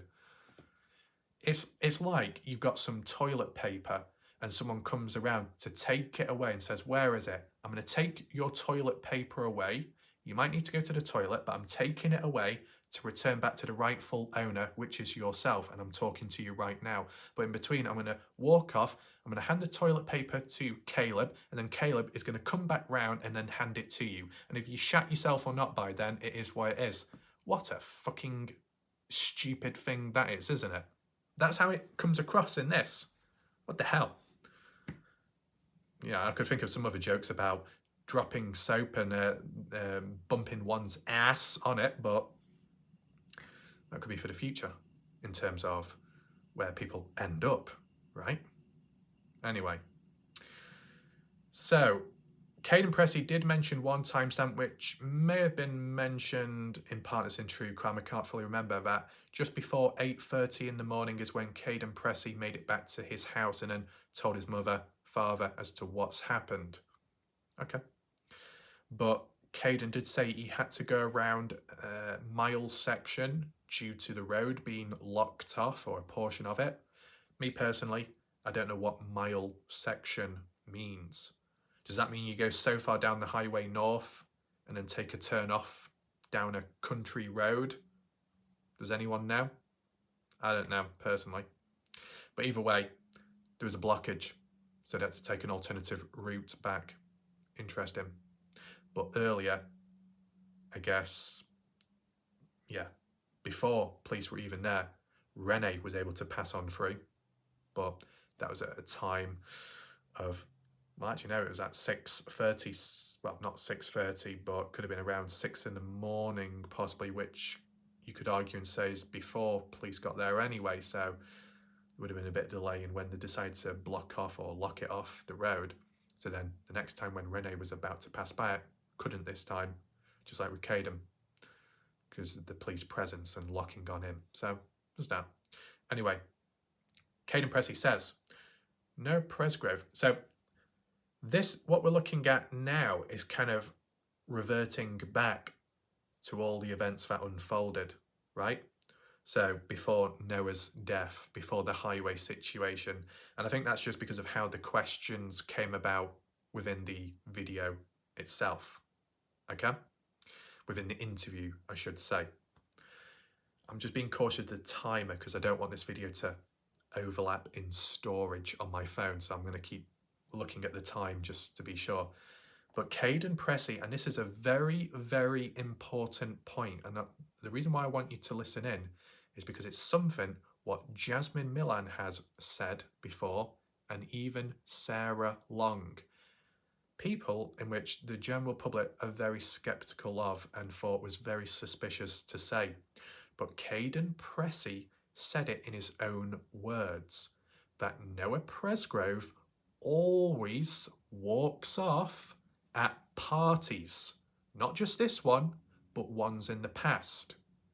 Noah Presgrove always walks off at parties when drunk, but he normally returns.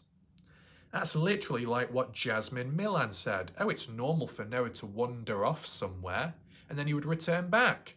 We didn't think this was going to be any different, but it was in the end, and it was like a surprise, not in a good way. And it was Sarah Long that said, yeah, you're right, Jasmine, you shouldn't be getting all this hate just for what's happened. And anyway, Noah wandered off the night before, didn't he? And you went looking for him, and, well, you lot went looking for him and found him.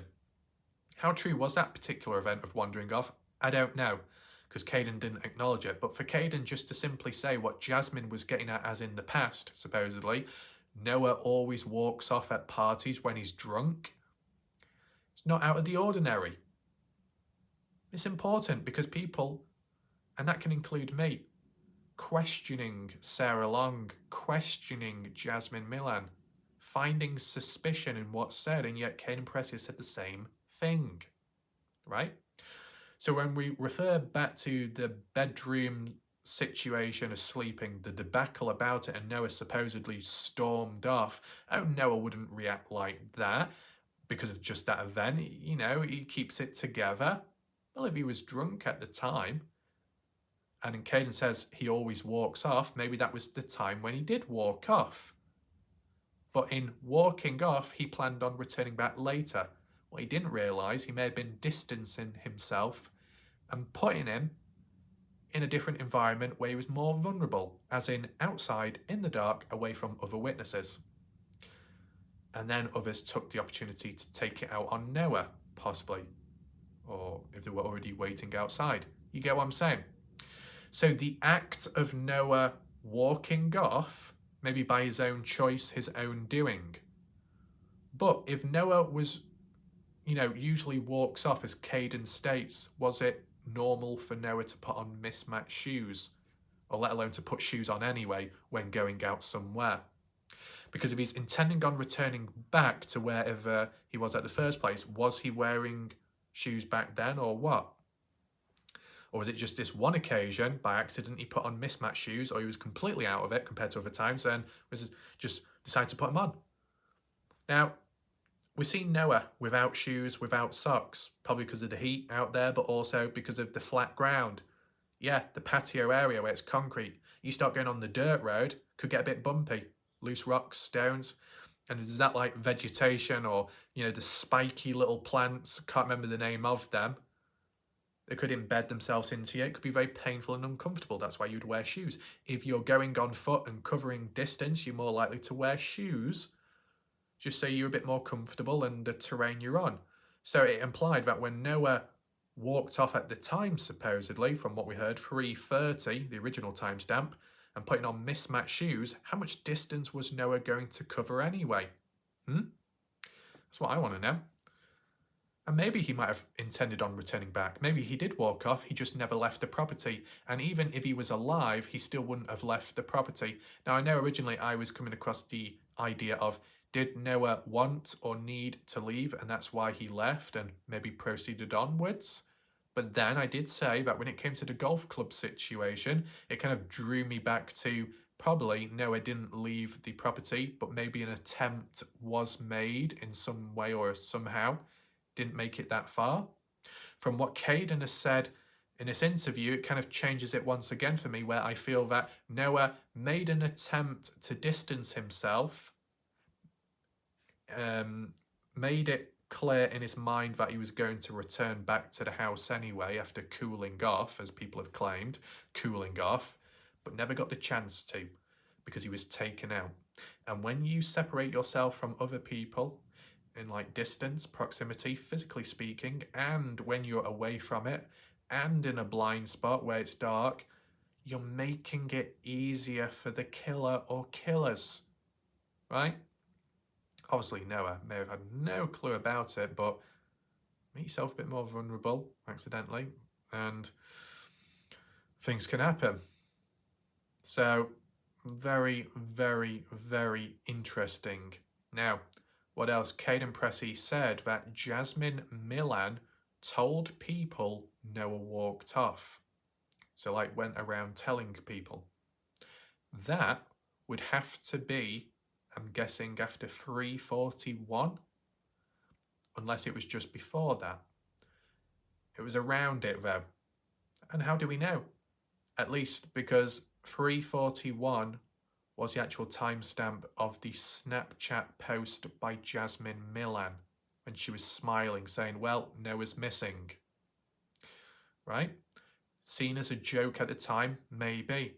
For Kaden to say that Noah normally walks off at parties, for Jasmine to say the same thing, there seems to be consistency, hence the Snapchat message not being as sinister as originally anticipated, maybe, right? But I did see things within that Snapchat, didn't I? Wet patches, wet hair. What happened with that? We'll get to that later. Don't go anywhere. So, with that in mind, told people that Noah walked off. Does that tie in line then with the other partygoers becoming aware and alert and then deciding to go out and search? Well, Kaden never mentioned anything like that taking place. But with the geofencing, and then people decided to claim that they went out searching, was a story changed along the way? Maybe. But anyway, Kaden Pressy, and this is where we link back to what I was mentioning earlier on, Kaden said in his own words, he assumed Noah was at the house at 3:20 around the time of when Kaden was supposed to go back to sleep after being awoken at 2:42, right? So Kaden showed a level of confidence in Partners in True Crime episode by saying, yeah, at 2:42, all the other people that are attending the party, including Noah and Jack, were all awake, with the exception of Brylan, Mikey, Isaac, who were by me resting. Then, and that was 2 in the morning. Then at 2:42, I should have made it clear. Yeah, pretty much the same, but Noah, Jack, and Jasmine are now at the beer pong table. But fast forward to this leaked interview, old or new, Kaden saying, yeah, I went to sleep actually at 3:20, and I didn't actually fully know if Noah was there or not. I just assumed he was. There's a big difference between knowing Noah is there and assuming he's there. Because if you don't fully know if Noah was present at the party at 3:20, it could imply that he may have not have been, which would have meant it could have been around the time, if not a bit earlier, when he walked away, which would then bring all the events forwards a bit earlier. You see how it has a knock-on chain effect. That's why it's a bit problematic. But that aside, Kaden Pressy says 2 to 3 a.m. Jasmine told Kaden Pressy Noah walked off, but never searched for him. Never searched for him, but they also claim to have searched for him after the geofencing announced? Is that because people panicked and thought, well, we best say we did goodness out of our own heart and showed concern by searching about, because if we don't acknowledge that, then it makes us look like bad people and suspicious if we didn't care? But if you know the story of, well, Noah's wandered off before, there's no worry, no concern, then you wouldn't need to change your story up afterwards, unless you play a role somehow. So there's that. But isn't it interesting how Kaden Pressy says Jasmine Millan told Kaden 2 to 3 in the morning, that's when Noah walked off? Does that mean walked off as in when Sarah Long said walked off the night before, but found and brought back to the house? It would make sense, but not exactly the same day. But it would make sense. Because if it's true that Noah did walk off in between 2 to 3 in the morning, that's a major, major contradiction when Kaden Pressy himself said in between 2 in the morning to 3 in the morning, Noah was alive, was awake, and was at the party with Jack and the others. And yet here, Kaden's saying, I assumed Noah was at the party at 3:20. You assumed he was at the house, but you also say that Jasmine told you that Noah left earlier? Oh, maybe Kaden means he assumed that Noah made it back to the house at 3:20, even though he may have not seen him. Because Noah normally returns back, but maybe this time he didn't. But still, even if Noah wandered off, and even if it wasn't done in a dodgy way, it was just to cool off, the fact that the times are being brought earlier, like closer to like Sunday night, if you get what I'm saying, it's just weird. 2 to 3 in the morning, Jasmine tells Kaden Pressy Noah walked off, but then decides a few hours later at 3:41, oh, now I'll make a Snapchat saying, well, Noah's missing. That makes no sense whatsoever. What an absolute disaster. Does anyone else find that really weird? Because I do. Anyway, let's try and move on. Kaden Pressy says, in quotes, when Noah is drunk, so this is just like another reference to backstory, when Noah is drunk, he can flirt with any girl, and that Noah Presgrave had sex with Avery Combs. When? At the actual party? Or in the past? Not too sure. But, you know, if Noah's drunk, which from the looks of it, he was at the party, yeah, and if he is flirting with girls, let's just say that's natural with Noah, you could understand why Jack Newton at some point could be a bit frustrated. Not that it warrants Noah being killed, but, you know, just in the base of getting angry or frustrated. If you've got a best friend who is known to get drunk and then flirts with girls, including your own girlfriend, it just seems a bit problematic, stepping over the line. Now, you could argue and say Carter Combs should be able to control themselves of what's appropriate and what's not. Now, Jack can't control who Carter speaks to at a party. Noah, can he control himself of what he should and shouldn't do? Well, if you're drunk, you're probably not going to be quite there with it. So why should it fall on Carter Combs' responsibility of how she should act around Noah and whatnot? Because supposedly it's been described that Carter Combs was the designated driver. So at any point, did Carter ever drink alcohol at the party? Because if she didn't, and she was very responsible, or she just doesn't drink anyway, then surely Carter should have been more aware and alert as to what, you know, she should and shouldn't do. If Carter is aware that Noah is drunk and not quite there with it, but flirting and messing about, then Carter should be aware of that and know not to cross the line, considering she knows she's with Jack. You get what I'm saying? But then if it's true what Noah's mysterious anonymous friend states about Carter saying to Jack, oh, there's many guys after me, just seems very toxic, very manipulative, very cancerous. You're going to be with someone, but supposedly you're still going to play around with others in between, and you might even tease, and you might even torture the person that you're with by saying, oh, there's many people after me. What fucking good does that do? Oh, like a wake-up call in case the person that you're with isn't caring enough or giving enough. Instead of being jealous or instead of being manipulative, sit the fuck down, have a conversation, and clear the air. Announce what the problem is. Bullet point the issues. Bullet point the problems. Don't start playing fucking mind games, because when humans do that, it becomes a complete mockery to the situation, and it just creates a big mockery of people being with one another. Just messes up everything. It creates trust issues. It's damaging. It's long term, and it's complete piss take. But obviously, some of these knobs didn't take that into consideration, right? That's how it comes across as. So if Carter truly is a designated driver, not drunk at the time of when Noah was, and Noah supposedly was flirting with girls, including possibly Carter, and Jack saw or heard that, no wonder why Jack may have got a bit jealous.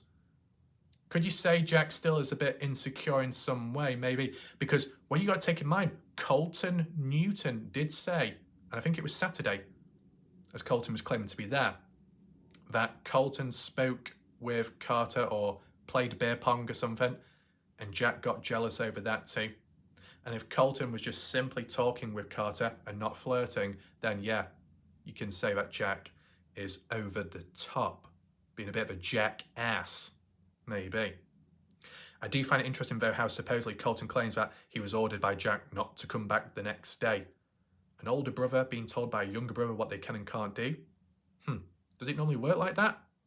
Not from what I'm aware of. Or, well, I wouldn't be aware of because I don't have a brother or a sister. But in terms of like other people and situations, right? So, very interesting. Now, what's the next thing that needs to be highlighted? Kaden Pressy said, and this is important because it's a bit of a different alternative story, that Noah Presgrove and Logan Jernigan Saturday, as we've heard, slept on the floor. No sex, no naughty time, no fiddling about. Any kissing? No mention of that.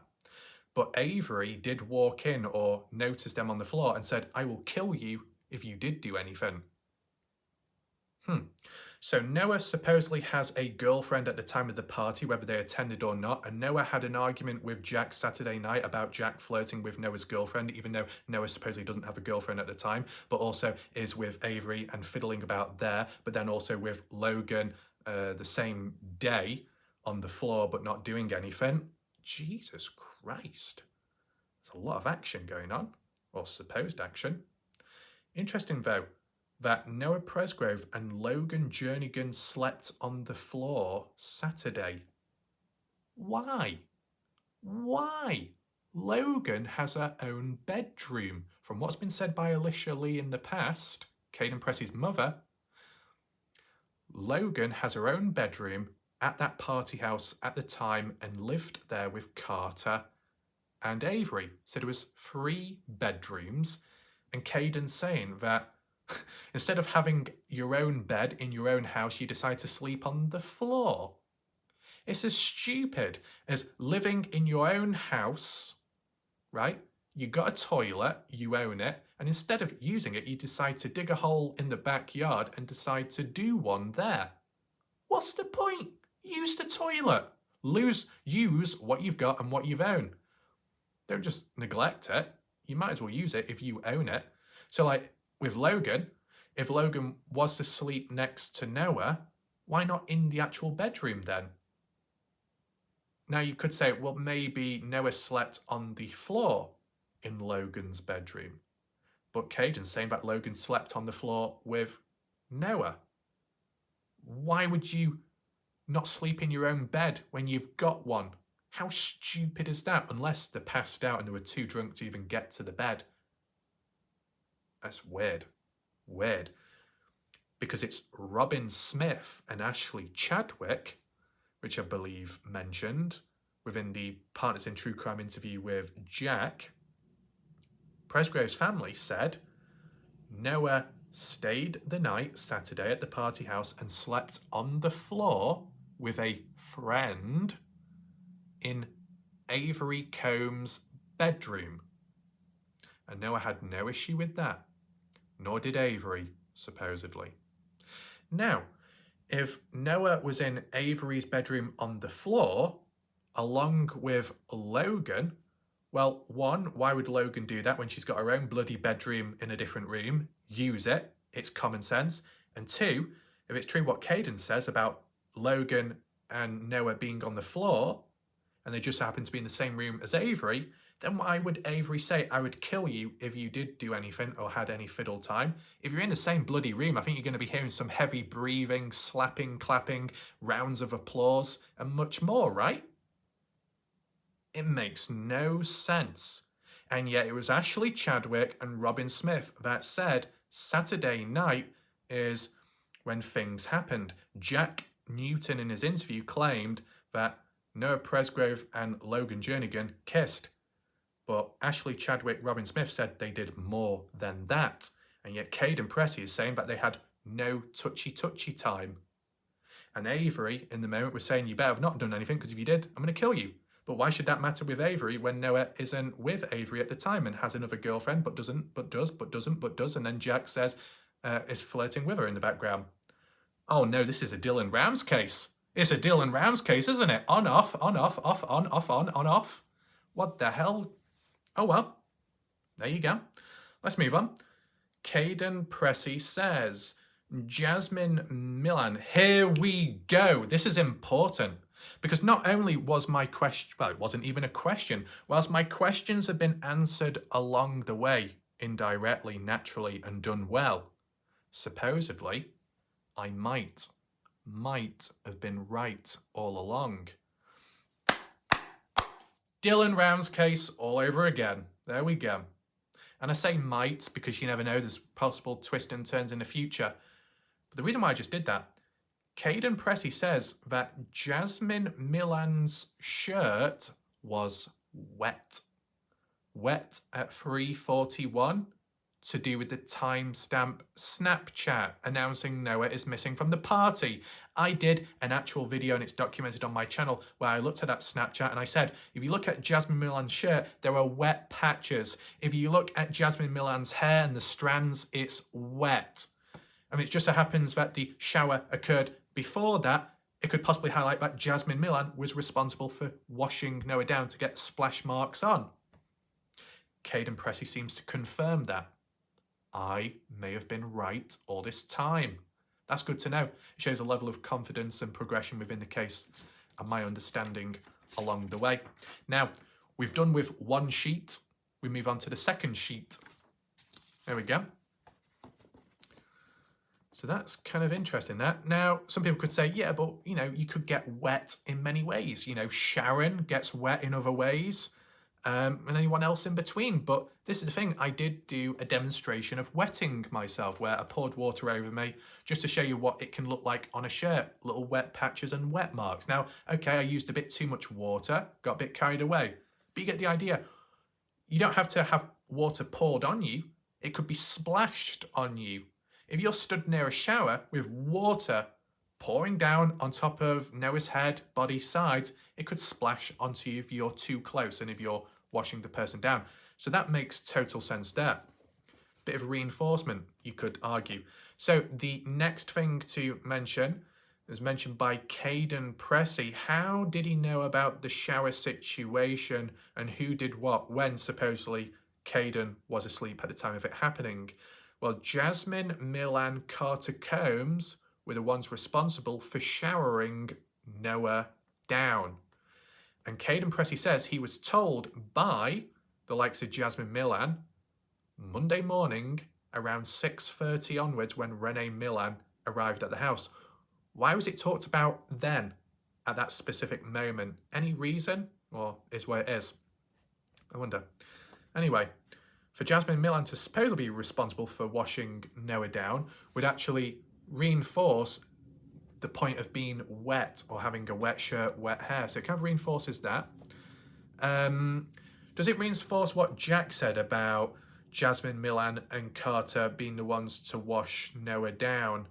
Honestly, I can't fully remember. I think Jasmine Milan's name was mentioned, but I don't know if it was Carter Combs or if it was Avery Combs, which Jack referred to.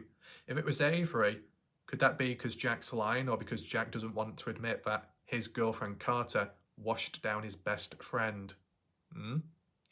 If Jack feels a bit insecure, you never know. But I can't fully remember what Jack said in Partners in True Crime. As for the named individuals, we heard in the People article, did a U-turn and say Noah stood up and walked right in and had a shower. What a weird, abstract article that was. That was in between it all. So still, it seems to come across that Noah was escorted to have a shower and cleaned off. Now, who's close to Noah at the time? Jasmine Milan more, because as we saw that TikTok video of Jasmine Milan kissing Noah, only for a few seconds, but when I did my analysis, I think it was like 6 minutes long because it was on repeat and the never-ending squeaky door shutting on itself. Dodgy times, of course. Carter Combs, though, surprised it wasn't a conflict of interest. Might sound a bit silly, that, but, you know, Carter Combs, whether you know what Jack can be like or not, and you think, oh, it's a good idea to get kind of personal and intimate with Noah, washing him down when, you know, your boyfriend's there. Or was that done on purpose? Mind games? I don't know. I mean, friends can look out for one another, but if you're with someone, you know, maybe you just reserve certain things for certain people, maybe. Well, might not be the case, but I don't know, just a little bit dodgy. And to be honest, some people have claimed to have seen the shower video and said that Noah seemed okay. No blood, no damage, no gore like that, even though Kaden believes that the shower inside was once Noah was dead. Interesting. But anyway, no mention whether Noah was clothed or not. Normally you'd be unclothed, but I'm just thinking, you know, you got Carter Combs with Jack, boyfriend, girlfriend, yet decides to get close to Noah, who may be unclothed. It just seems a bit inappropriate. But then again, people have different standards, and from different locations, people may be more comfortable with one another. Just saw a yellow police helicopter fly over me. No, I'm not in trouble, not yet. Anyway, just wanted to mention that one. What's the next key thing to mention? What's this? What the fuck does that say? Kaden Pressy plus something. Obviously, I've done shit in writing down notes. If I can't read my own notes, then pretty much game over. Kaden Pressy says that he and some others, Jack Newton, drove the Ford Ranger pickup into the fields Sunday. That is to do with shooting the animals, what was mentioned earlier. So once again, kind of a question being answered, but my thoughts being correct. Possibly right again, in which, from the looks of it, when driving about shooting animals, it wasn't down the highway, supposedly down a country road, but it included the fields of the party house property. Interesting. Did any other activity occur over that way? Or could it have been a spot destination for something to happen to Noah later? Makes you think. Any track marks? Any additional prints or evidence in some way or another? Let me know your thoughts down below. But it fills it in a little bit more. Next one. Texas boys. The reference to that, Saturday and Sunday, and that they were on camera in a video playing beer pong. Is that within the party footage what we've seen? I can't remember. Might have to look back at that. I know there was that footage from up some ladders looking down where there was a beer pong table and a group of guys around it, or just a couple of people, but I think Alicia Lee said, or some others, that that was a different party or a different house, wasn't the same thing. So I don't know what the other beer pong video is, if it has been released. Anyone watching right now, let me know, did you see Texas boys Saturday, Sunday on a video playing beer pong, as Kaden mentions here? I can't remember that. Kaden also says he, saw Noah 2:40 a.m. Monday, side-by-side rollover plus bloody nose. Did I actually word it like that? Or was it more so a video a photo. I think it's more so a video or a photo which showed Noah with a timestamp of 2:40 in the morning when the side-by-side rolled over and Noah had a bloodied nose. So there was actual damage done. So it wasn't an incident, it was an actual accident. And I know Jack worded it as an accident, but he was making it seem like there was no damage done to the vehicle or Noah. And yet there is video footage of it happening and Noah's got a bloodied nose. That's bad enough. What caused the bloodied nose? Impact to the ground? Impact within the vehicle? And was it like a burst blood vessel? Was it a broken nose? Because what you got to take in mind, if it keeps bleeding, you might have trouble breathing and swallowing if it tracks back down your throat area. And if you've got a broken nose, you've got to see to it as soon as possible. So depending how serious it was, could that have led to blood dropping, leakage onto the floor, and that's why it was washed up? I wonder. I mean, it would have been good, the shower situation, if it showed Noah's face, as in, you know, did he have a bloodied nose or what, and how bad was it really?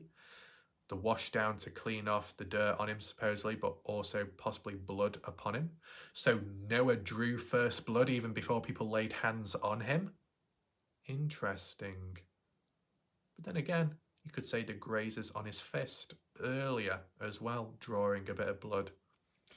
Kind of wild. But if it's really true, because I'm surprised myself, and I've written it down based off what I heard in the interview.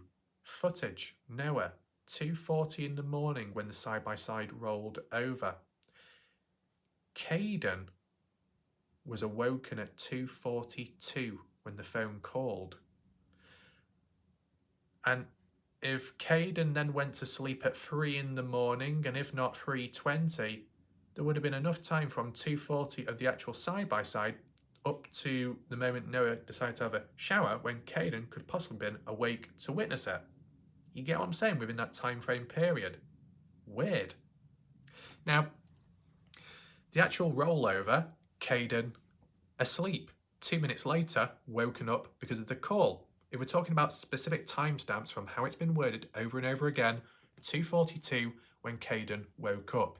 2:40, the side-by-side rollover, supposedly, with Noah Presgrove.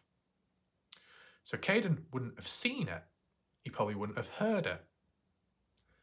But at 2:42, awake, alert, to say that Noah was inside near to the kitchen area or the beer pong table along with Jack, Newton and Jasmine, that's a massive contradiction for Noah and his claimed timestamp, because Noah can't be in two places at once. He can't be outside in a side-by-side rollover. You wake up 2 minutes later and then you see Noah normal and casual in the house area with Jack, in which Jack claims that he was asleep at the time and unaware of everything going on, just like Kaden. What the actual fuck is going on? That's a mind bender, right? What a mess. I thought it was in between 3 to 3:30 when the side-by-side rolled over, but here it's being claimed it's 2:40. How accurate is that, though? Have we seen the footage? Have we seen the timestamp? Have we seen the hard evidence? No. But that's what Kaden has referred to, at least. I guess because Kaden either saw it himself, the footage, or he was told that by someone else. Maybe, yeah, it's just weird, but I think it's very critical. Now, in terms of Saturday, we're working backwards, but this was another event that happened Saturday. Mikey Lair. Mikey at the party on Saturday. Yet it was Justin Roy that said Mikey only attended the party Sunday, roughly Sunday or Sunday night. So what the hell was Mikey doing at the party Saturday for Kaden Pressy to have witnessed or seen? Is Justin Roy aware of this?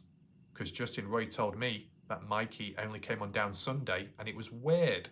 But it looks like he was there Saturday as well. So more names are getting added onto Saturday, yet how it was worded by Kaden in the Partners in True Crime interview that those were at the party on Saturday were all long-time good friends. But then we got Travis Monson popping on up, also known as Travis Monsoon, if you want to call it that. Travis Monson, also known as Travis Monsoon. Walking disaster. Not quite. It's just a play on words. I'm not truly insulting people. Bump ass, who knows? Colton Newton. These are not long-time friends of Noah, but they're there on the day, supposedly, including Mikey, who's not even a long-time friend of the typical people. What is going on? This is my raw reaction because it's the first time I'm hearing this. Some of this could be old news. It could have been adjusted since, but it's only coming out now. So what can I do? I've got to do a raw reaction, a natural one. But anyway, to do with Mikey and Noah Saturday, supposedly wrestling outside, I guess on the patio or nearby. Messing about, playing about, but either way, Kaden said that Noah dominated and won, was winning when wrestling Mikey. So it just goes to show how complete Noah is at wrestling and how good he is. Just like how Colton said, if there was a fight, Noah would beat JJ's ass or something like that. Okay? Said something about rolling on a spiky plant. I can't remember the name, but it's that reference what people were thinking of when it came to certain marks on a person's body. These little spiky things on the ground, like vegetation. I think some were saying they were found on Noah's body, or the marks which could trace back to that. Well, if that's really the case, it's not caught up in the death of Noah, is it? Not quite. It seems to link back more to Saturday, when possibly, from what Kaden says, Mikey, Noah, wrestling outside, rolling about on the floor, making contact with those spiky things. Maybe that's how Noah got some of those marks, or Mikey did, right? Interesting. Moving on. Kaden Pressy says he was sure. Oh yeah, Kaden Pressy said himself he was sure that himself, Kaden, was at the party Friday night. What? And yet in Partners in True Crime, Kaden said he came on down to the party on Saturday, not Friday. Didn't mention anything about Friday. And yet in this interview, he believes he was there Friday. But this is the thing.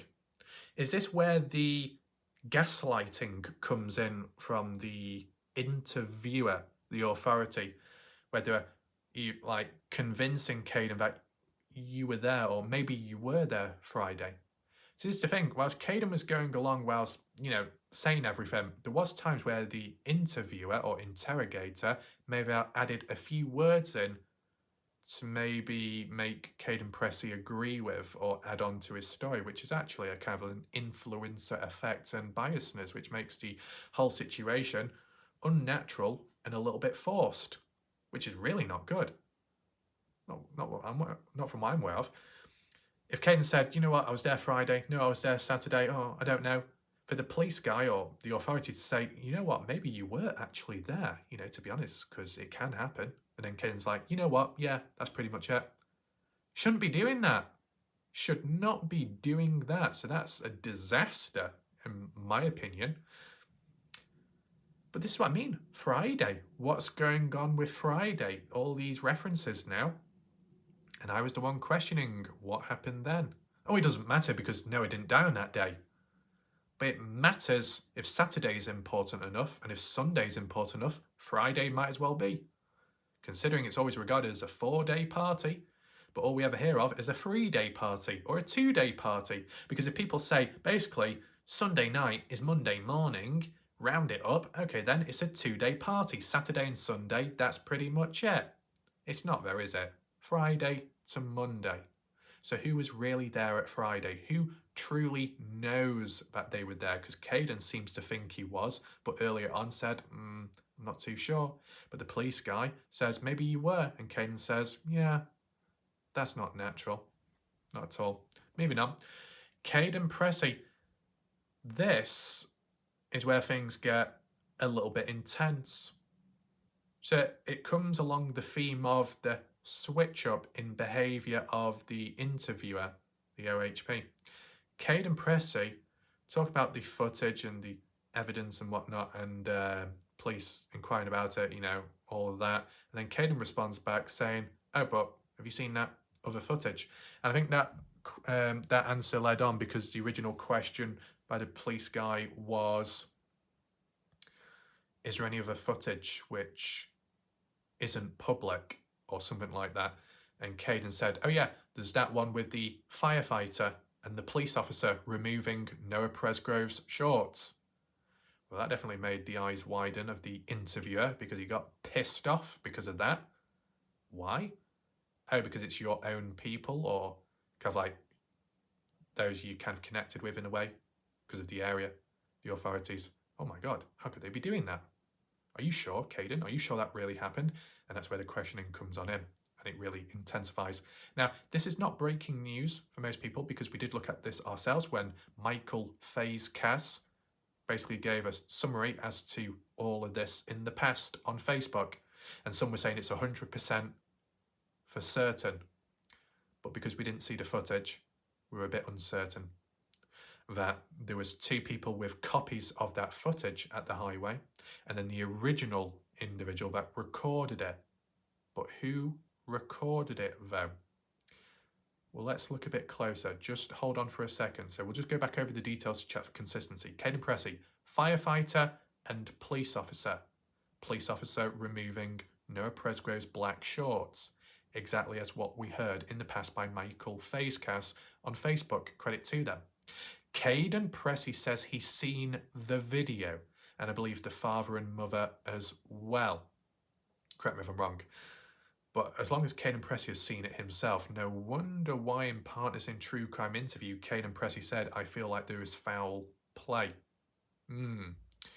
Anyway, besides seeing it, it was Kathy Bingham, of all people. You know, a range of people have been a bit uncertain with Kathy Bingham and the conflict of interest, yet Kathy Bingham was the one to have passed it on and shown it to Kaden Pressy. And maybe it was recorded by one of the semi-truck drivers. Oh, Tyler Hardy? No, an unnamed truck driver. From 5:20 to 5:30 when Kaden was there, but the real shit went on after 5:30 when Kaden was ordered to leave. Right? In terms of that time frame, from the looks of it. We've heard it in the past, yes, but for Kaden to confirm it is even better. But whilst Kathy Bingham got a hold of it, someone sent it to her, but Kathy doesn't really know. But she thinks it's one of the truck drivers.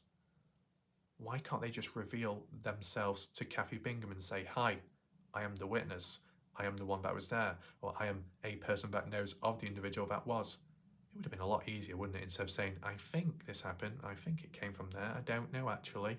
Because then it makes Kaden Pressy look bad in the interview, then it gives more ammunition against the OHP to use on Kaden and interrogate him further, which is a bit unfair. But, you know, you slip up a little bit or you show a level of confidence and then you show a bit of uncertainty, they will jump on it, won't they? Especially when it could involve their own lot or people that they're associated with in some way. They're bound to get the backs up. Oh my God, you've actually got footage of something like that? Respected people doing something like that? Are you sure that's really the case? Now, what are the other details? Yeah, so the interrogator gets very aggressive in response. He's like, "Oh my God, you're pissing me off. What the hell's going on?" And, you know, what the hell? Why are you getting pissed off? Because you're shocked? You're annoyed that someone knows? You're annoyed that it's actually happened? You're surprised that there's corruption? Different ways of looking at that response, isn't there? Now, says Kathy at some point, and it's proven with a timestamp on a camera at the house, which Kaden said he can back up. Kathy Bingham, private investigator, if you didn't know, visited Kaden Pressy's, the house, showed the video, but also talked about it. Now, the interrogator said, "That's kind of weird." Weird. You hire a private investigator, they do it free of charge, they found something critical, they come round to show you and talk, and then what, leave as you would? Oh, that's really weird. What do you want? A sit around a tea table, tea party? Oh, let's have a sleepover. That's real normal now, isn't it? No. It's normal for a person to come round to tell the news and to talk it out for that awareness and then to leave. Unless the interrogator thought it's weird because Kathy Bingham should be handing it over to the police in a matter of seconds instead of showing it to Kaden. Depends how you look at it, isn't it? It's weird that the interrogator thought of it that way. And then the interrogator also then started saying, why, Kaden, are you talking about this 1 hour later when you should have mentioned it earlier on? And Kaden Pressy said, well, it's just the way the conversation went. And then the interrogator said, no, it could have been said much earlier on when we said, was there anything else to talk about? But it was the interviewer, the interrogator, that hours later, or however long, an hour later or so, directly said to Kaden Pressy, is there anything else in terms of media, footage, videos, which are out there or not been released public, but you know of? And then Kaden answered and said, yes. Are you aware about the highway, the foul play, the shorts being removed? Are you aware of that? And the interrogator's like, oh my God, don't you piss me off, man. What's going on? That sounds really dodgy. Now, in terms of the highway video, what did it consist of? 4 people on camera. Consistent with what Michael Fazekas on Facebook said in the past. So some people in the past, like Michael, were ahead of their time. Michael handing that footage in to his nearest FBI office. Did it lead to much? I don't think so. But then again, I can say ahead of time, but this interview with Kaden Pressy and OHP, I don't know when it actually happened in 2024. I did not see a date. So is this before or after Michael Fazekas made the announcement on Facebook? Or what? Does anyone know? That'd be good to explain, of course. But yeah, 4 people on camera, as we heard in the past. A police officer, police guy, removing the shorts. Well, we've heard that. Volunteer firefighter. Was it worded as 1 volunteer firefighter or 2? And who else was there? The name of Bub Wilcoxon, supposedly.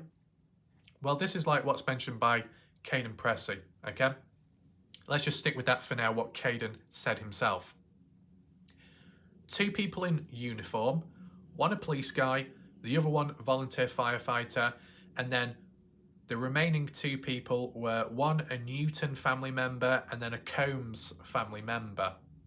I think the Combs family member in a way was to do with Bub Wilcoxon, who would be what, volunteer or chief firefighter. So then that would make it 2 firefighters, which then I think backs up what Michael Fazekas said, 2 volunteer firefighters, 1 police guy, and then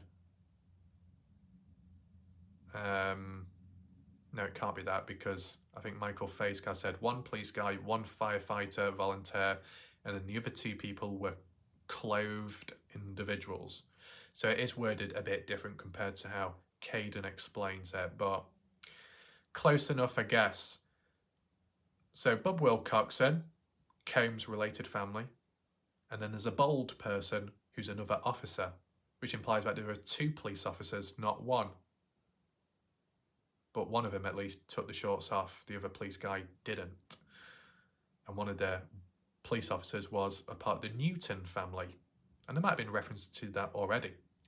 But when the interrogator interviewer questioned Kaden about that, then Kaden backtracked and said, well, actually, I'm not too sure. I'm just guessing, I'm assuming.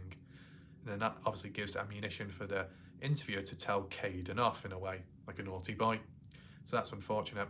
It says, Kaden Pressy said not confident a Newton family member was there. That's how he worded it. What's next? Isaac Rojas. Oh, this moves on to something completely different, but that's just how the conversation went. Kaden Pressy did say that Isaac Rojas, Brylan Sweat don't want to talk to Kaden Pressy anymore. And the other party goes have cut contact with Kaden. Obviously, not a good thing, is it? At what time did that happen? Really early on?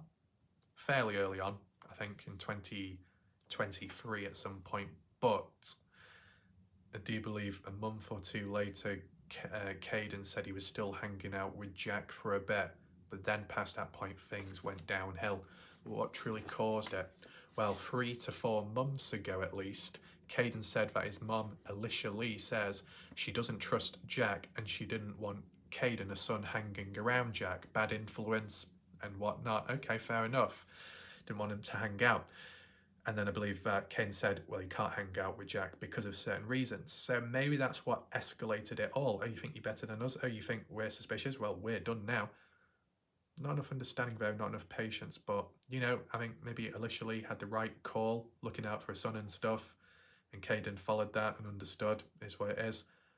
And 3 to 4 months again. Not that long ago, to be fair. Interesting. The reason why Alicia didn't trust Jack is because of all the stories changing with time. Should you surround yourself with a liar? Probably not. If Alicia Lee picked up on that early-ish. So yeah, I understand that. Anyway, moving on. Interrogator says, Kaden Pressy isn't consistent in the interview.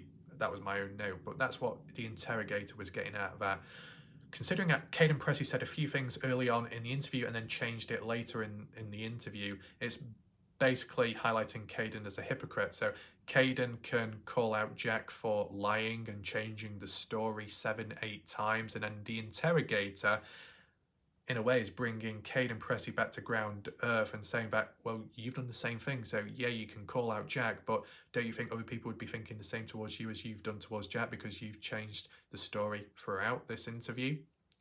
Sounds like this interrogator's getting a little bit petty. But then again, you know, if you got a long interview, a very long one, and it does change throughout as you're trying to explain everything, maybe it is a bit of an issue. But in the end, Kaden Pressy doesn't resist or argue. He just simply says, yeah, I kind of understand it. So you can say Kaden Pressy is a better individual than the interrogator is. Anyway, next thing mentioned, the golf clubs. We actually briefly talk about that. So fairly relevant and recent, I'd say, because it was mentioned in the Partners in True Crime one from what I can remember. So in regards to the golf clubs, in quotes, hit in the back of the head.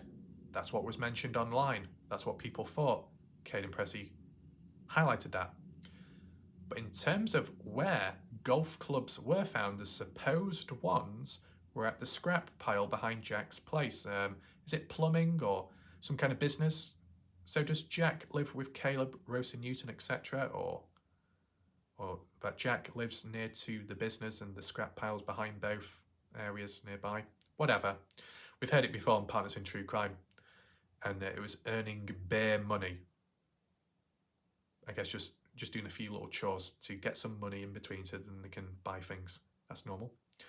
Kaden doing that with Jack and another person. Was that name mentioned? People said it was JJ Bump Ass, but did I actually read that name in that interview? No. Did I actually hear JJ Bump Ass name mentioned at any point in that private interview? No. But, like when Kaden said, what was it, Sunday night or Saturday night, I'm getting mixed up with whatever was said early on, if I can find it possibly.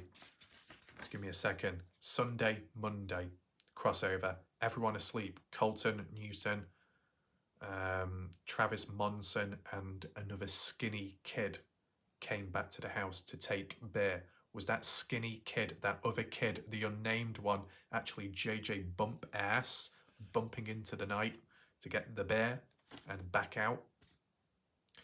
Maybe there's a crossover there, but, you know, with the golf clubs, Jack's, Caleb's scrap pile might still be there. That's what made me think, right, this must be old, this interview. I think there was a knock at the door, but I can't answer it. So apologies about that. So I'm going to keep on going. If you do hear any background sound, there's honestly nothing I can do. This is all done in one take, and it's very unfortunate when there's interruptions in the back. But to try and refer back to what I'm getting at, because of these distractions, in terms of the golf clubs, Jack, Caleb, scrap pile might still be there from the Partners in True Crime interview that we saw at the time. Might still be there. Well, it was worded as they weren't there. In Partners in True Crime, the interview, Kaden Pressy said, such and such a point in time, 2023 was it, or 24? I don't know. Down at the scrap pile with Jack, with another friend, name never mentioned, and Kaden said because that person never attended the party. I do remember that. Interesting. And Kaden came across the golf clubs, pointed them out to Jack. Jack said, put them back. And that's what Kaden did. And then fast forward onwards, at another point, Kaden ended up being visited by Dalen Presgrove and talked about the golf clubs and the bag. And then it kicked in. Oh shit, those clubs, scrap pile, they could be the ones. And then in Partners in True Crime, Kaden said how they were not there afterwards. Who went there to check? I don't know, it wasn't mentioned, but they said that the clubs were missing after that. So they were missing from the house where they should have remained because of Noah bringing them down in the first place on Saturday. They disappeared afterwards, Monday onwards, or Sam. They then appeared at the scrap pile behind Jack's place of living and Caleb's business. Then the realisation kicks in on another day or a week, a month later. And then they're gone from the pile. Destroyed, buried, removed. Who knows? Cover blown? Makes you think. Whoever Kaden was with at the scrap pile, such as Jack and that unnamed friend, did any of them catch on and think, oh shit, Kaden's just found it. I best tell other people, alert people about it. What do you think about that? Weird. But we've heard counterpoints in recent time where people are saying how, yeah, well, that's the case, but supposedly Jack wasn't even there. But Kaden is making it sound like he was. What? But anyway, to refer back to this leaked interview, Kaden said they might still be there. Well, they can't be, because in Partners in True Crime interview, they were then missing. Once the realisation kicked in, no longer there. So it makes me think that this interview, this formal one, was sometime before Partners in True Crime. It's just because it just makes more sense it being worded that way. There's no point saying that, oh yeah, we found the clubs, realisation kicked in afterwards, fast forward onwards, they're no longer there, but they're probably still there. No, one or the other. It's got to be in a certain order. So I think this is a much older interview than the Partners in True Crime one. It kind of confirms that now. Anyway, Kaden Pressy thinks Noah Presgrove. Right, so this is what Kaden Pressy thinks. The actual police guy asked Kaden, any additional thoughts? What do you think of the situation? And Kaden said, based on a theory, that he thinks Noah Presgrove and Jack Newton had an argument Monday. A fight broke out, Noah was winning the battle, and then Carter Combs, or another individual, went up behind Noah and hit him on the back of the head with a golf club. And then they showered Noah's body in the house. That's what Kaden thinks, not what he knows. Because as for the shower, he did not witness it. He was asleep, supposedly. As for the golf clubs, well, in terms of that scrap pile, it wasn't just one club which had a dent within it, even though that's how it was worded previously. No, in this interview, Kaden said multiple clubs had dents in them. That could be because multiple clubs were used on Noah's body, a gang attack in a way, or it could still link back to at the party house when Kaden obviously said him, Noah and some others were using those clubs to smash all kinds of things. And if it's not balls you're smashing, what are you doing then? It can damage clubs if you're reckless with them. Let's not forget about it. So I just wanted to highlight that. But it's an interesting theory by Kaden. Have I ever thought about it in that way? I mean, I've talked about maybe a possible fight, something escalating, but also being dragged and then taken away out of sight and then something happening. No reference at all about the shed or barn. No one's ever really mentioned that, so maybe it's not that important. But then again, Friday has been ignored, and oh, now it's suddenly being talked about. So now it's popular. Now it's somewhat relevant. Maybe that could apply to with the Friday, with the clubs. I don't know. Apologies if I'm losing track. It's just because shit's going on in life and fucking person knocking at the door before it pisses me off because this is supposed to be done in one take. See, this is the thing. These one and done videos in one take need to be in one go, because if I had to edit this, there is no way this video is coming out tonight. It would take hours to edit, to upload, then to re-upload onto YouTube. This is why I'm not stopping the video. We're continuing on. We're pushing on forwards. So, how far do I agree with Kaden's possible idea of Noah may have had an argument with Jack? Well, that's supposedly what actually did happen. Kaden didn't see it, but he thinks there was an argument. Because there supposedly was. We've heard it elsewhere, haven't we?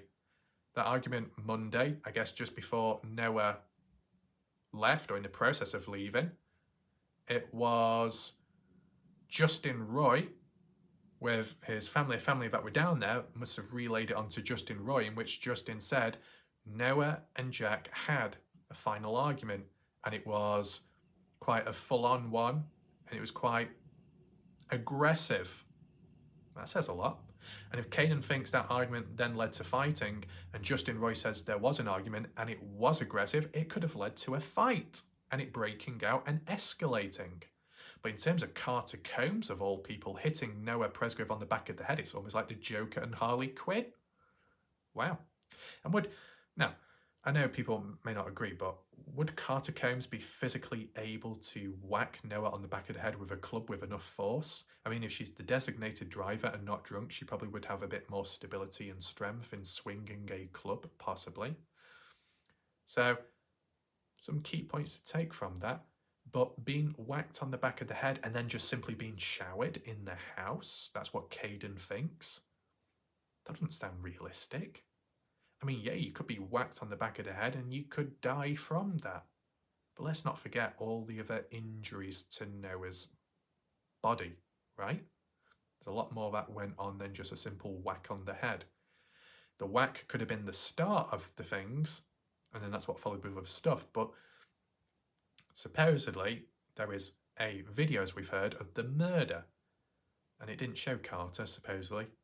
It included, what, Travis, JJ Bump Ass, maybe another individual, and so 4 or 5 people. Who knows? Weird, isn't it?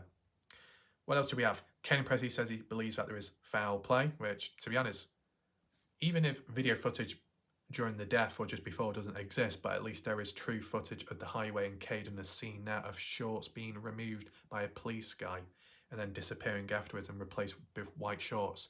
That is more than enough to suggest that there is foul play in some way or another, even just covering up the situation. So that needs to be acknowledged. Next thing, Kaden Pressy says 3 days after the death, the party, the Milan family were at the party house. Do they own that place? Do they live there? No. But they came on down 3 days later and spent 3 days straight cleaning a deep clean of the house. Could that explain the smell of bleach? But how would Kaden Pressy know this happened? Because Kathy Bingham was at the house watching. Now maybe that's what a private investigator does. But I didn't know Kathy Bingham was assigned to the case 3 days after Noah's death. You get what I'm saying? I thought it was months later, going into 2024, when a private investigator was found. Unless a lot has gone on in the background really early on and it's only being talked about now, but the way it's being talked about now as in it's just happened, and that's what the confusion is. Yeah, that's kind of interesting, that. So, is that it for most of it? Yeah, that appears to be it. As for the interview, I've mentioned all the points. Apologies about the end bit where I got a bit distracted. That's just because other humans trying to ruin it for me. But that aside, there's a lot to take in there. We do need to look at the reactions by people.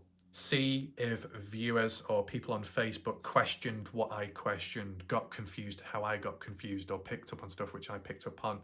that can be a separate video. And we need to also look at what Alicia Lee has had to say in response to all this, what BBM, Brooke Bounce Carter, has done, supposedly leaking what some have claimed, Kaden Pressy, his thoughts on what's happened. It's an absolute mess, but because of this mess, we have learned a lot more. But it's also led to the timeline completely messed up, right? This is something that I said would be bad to happen. That's why I've not done too many timelines, because things like this can happen.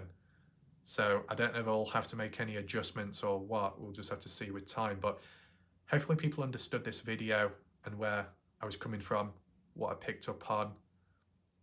Interesting, Colton's name being mentioned, acknowledged, and even Travis Monson, when those names were never mentioned by Kaden in the Partners in True Crime episode, unless that's because, as easy as it is to think now that this leaked interview is now public, oh, we can hear all the juicy details. Maybe it's because Kaden was more open and allowed to be because of knowing it was a private interview with authorities.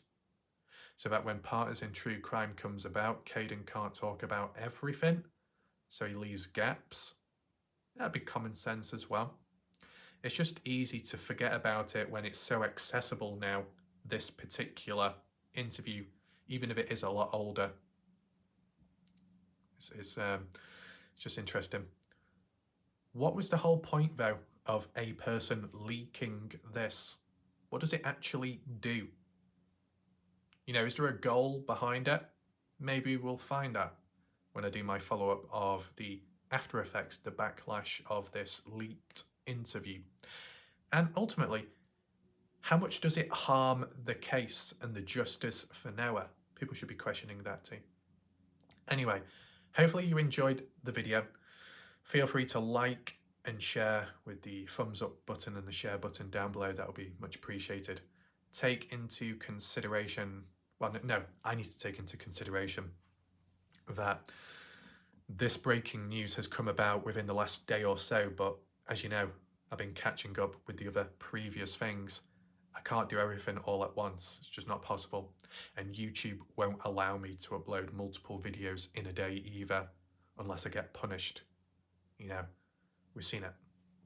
That's why I've done it right now, with no other overlaps of videos. So hopefully this video was done okay. As said, I only had a couple of hours to listen to the 2-hour video to try and make some notes and to try and remember it all, and then to remember everything from that Snapchat conversation with Colton Newton and that friend, and then remember everything that was mentioned from the Partners in True Crime interview with Kaden Pressy, and then remember all the little details in between on Facebook. At the moment, I don't have a headache. So just let me know if it was okay. If there were any mistakes, apologies. If there are any grey areas or questions that need to be filled in, feel free to do so in the comment section. These waves can be kind of exciting because of all the breaking news when maybe things were drying up or going quiet, and now suddenly look at all this. But at the same time, it can have its own problems. We'll just see how things go, right? If people are confused or, you know, it takes some time to process all this, you can always rewind back this video, look at it again another day when you've got a clearer mind. This video isn't going anywhere, at least to my knowledge. If this video disappears, you know why, okay? That's why I didn't want to include the footage, because I thought if it did, it could disappoint Alicia Lee and maybe Kaden Pressy, when especially Kaden Pressy has said what he said recently of what he thinks about the overall situation. More about that in a separate video. We'll look into it. So I'll see you next time, whenever that is. Should be tomorrow.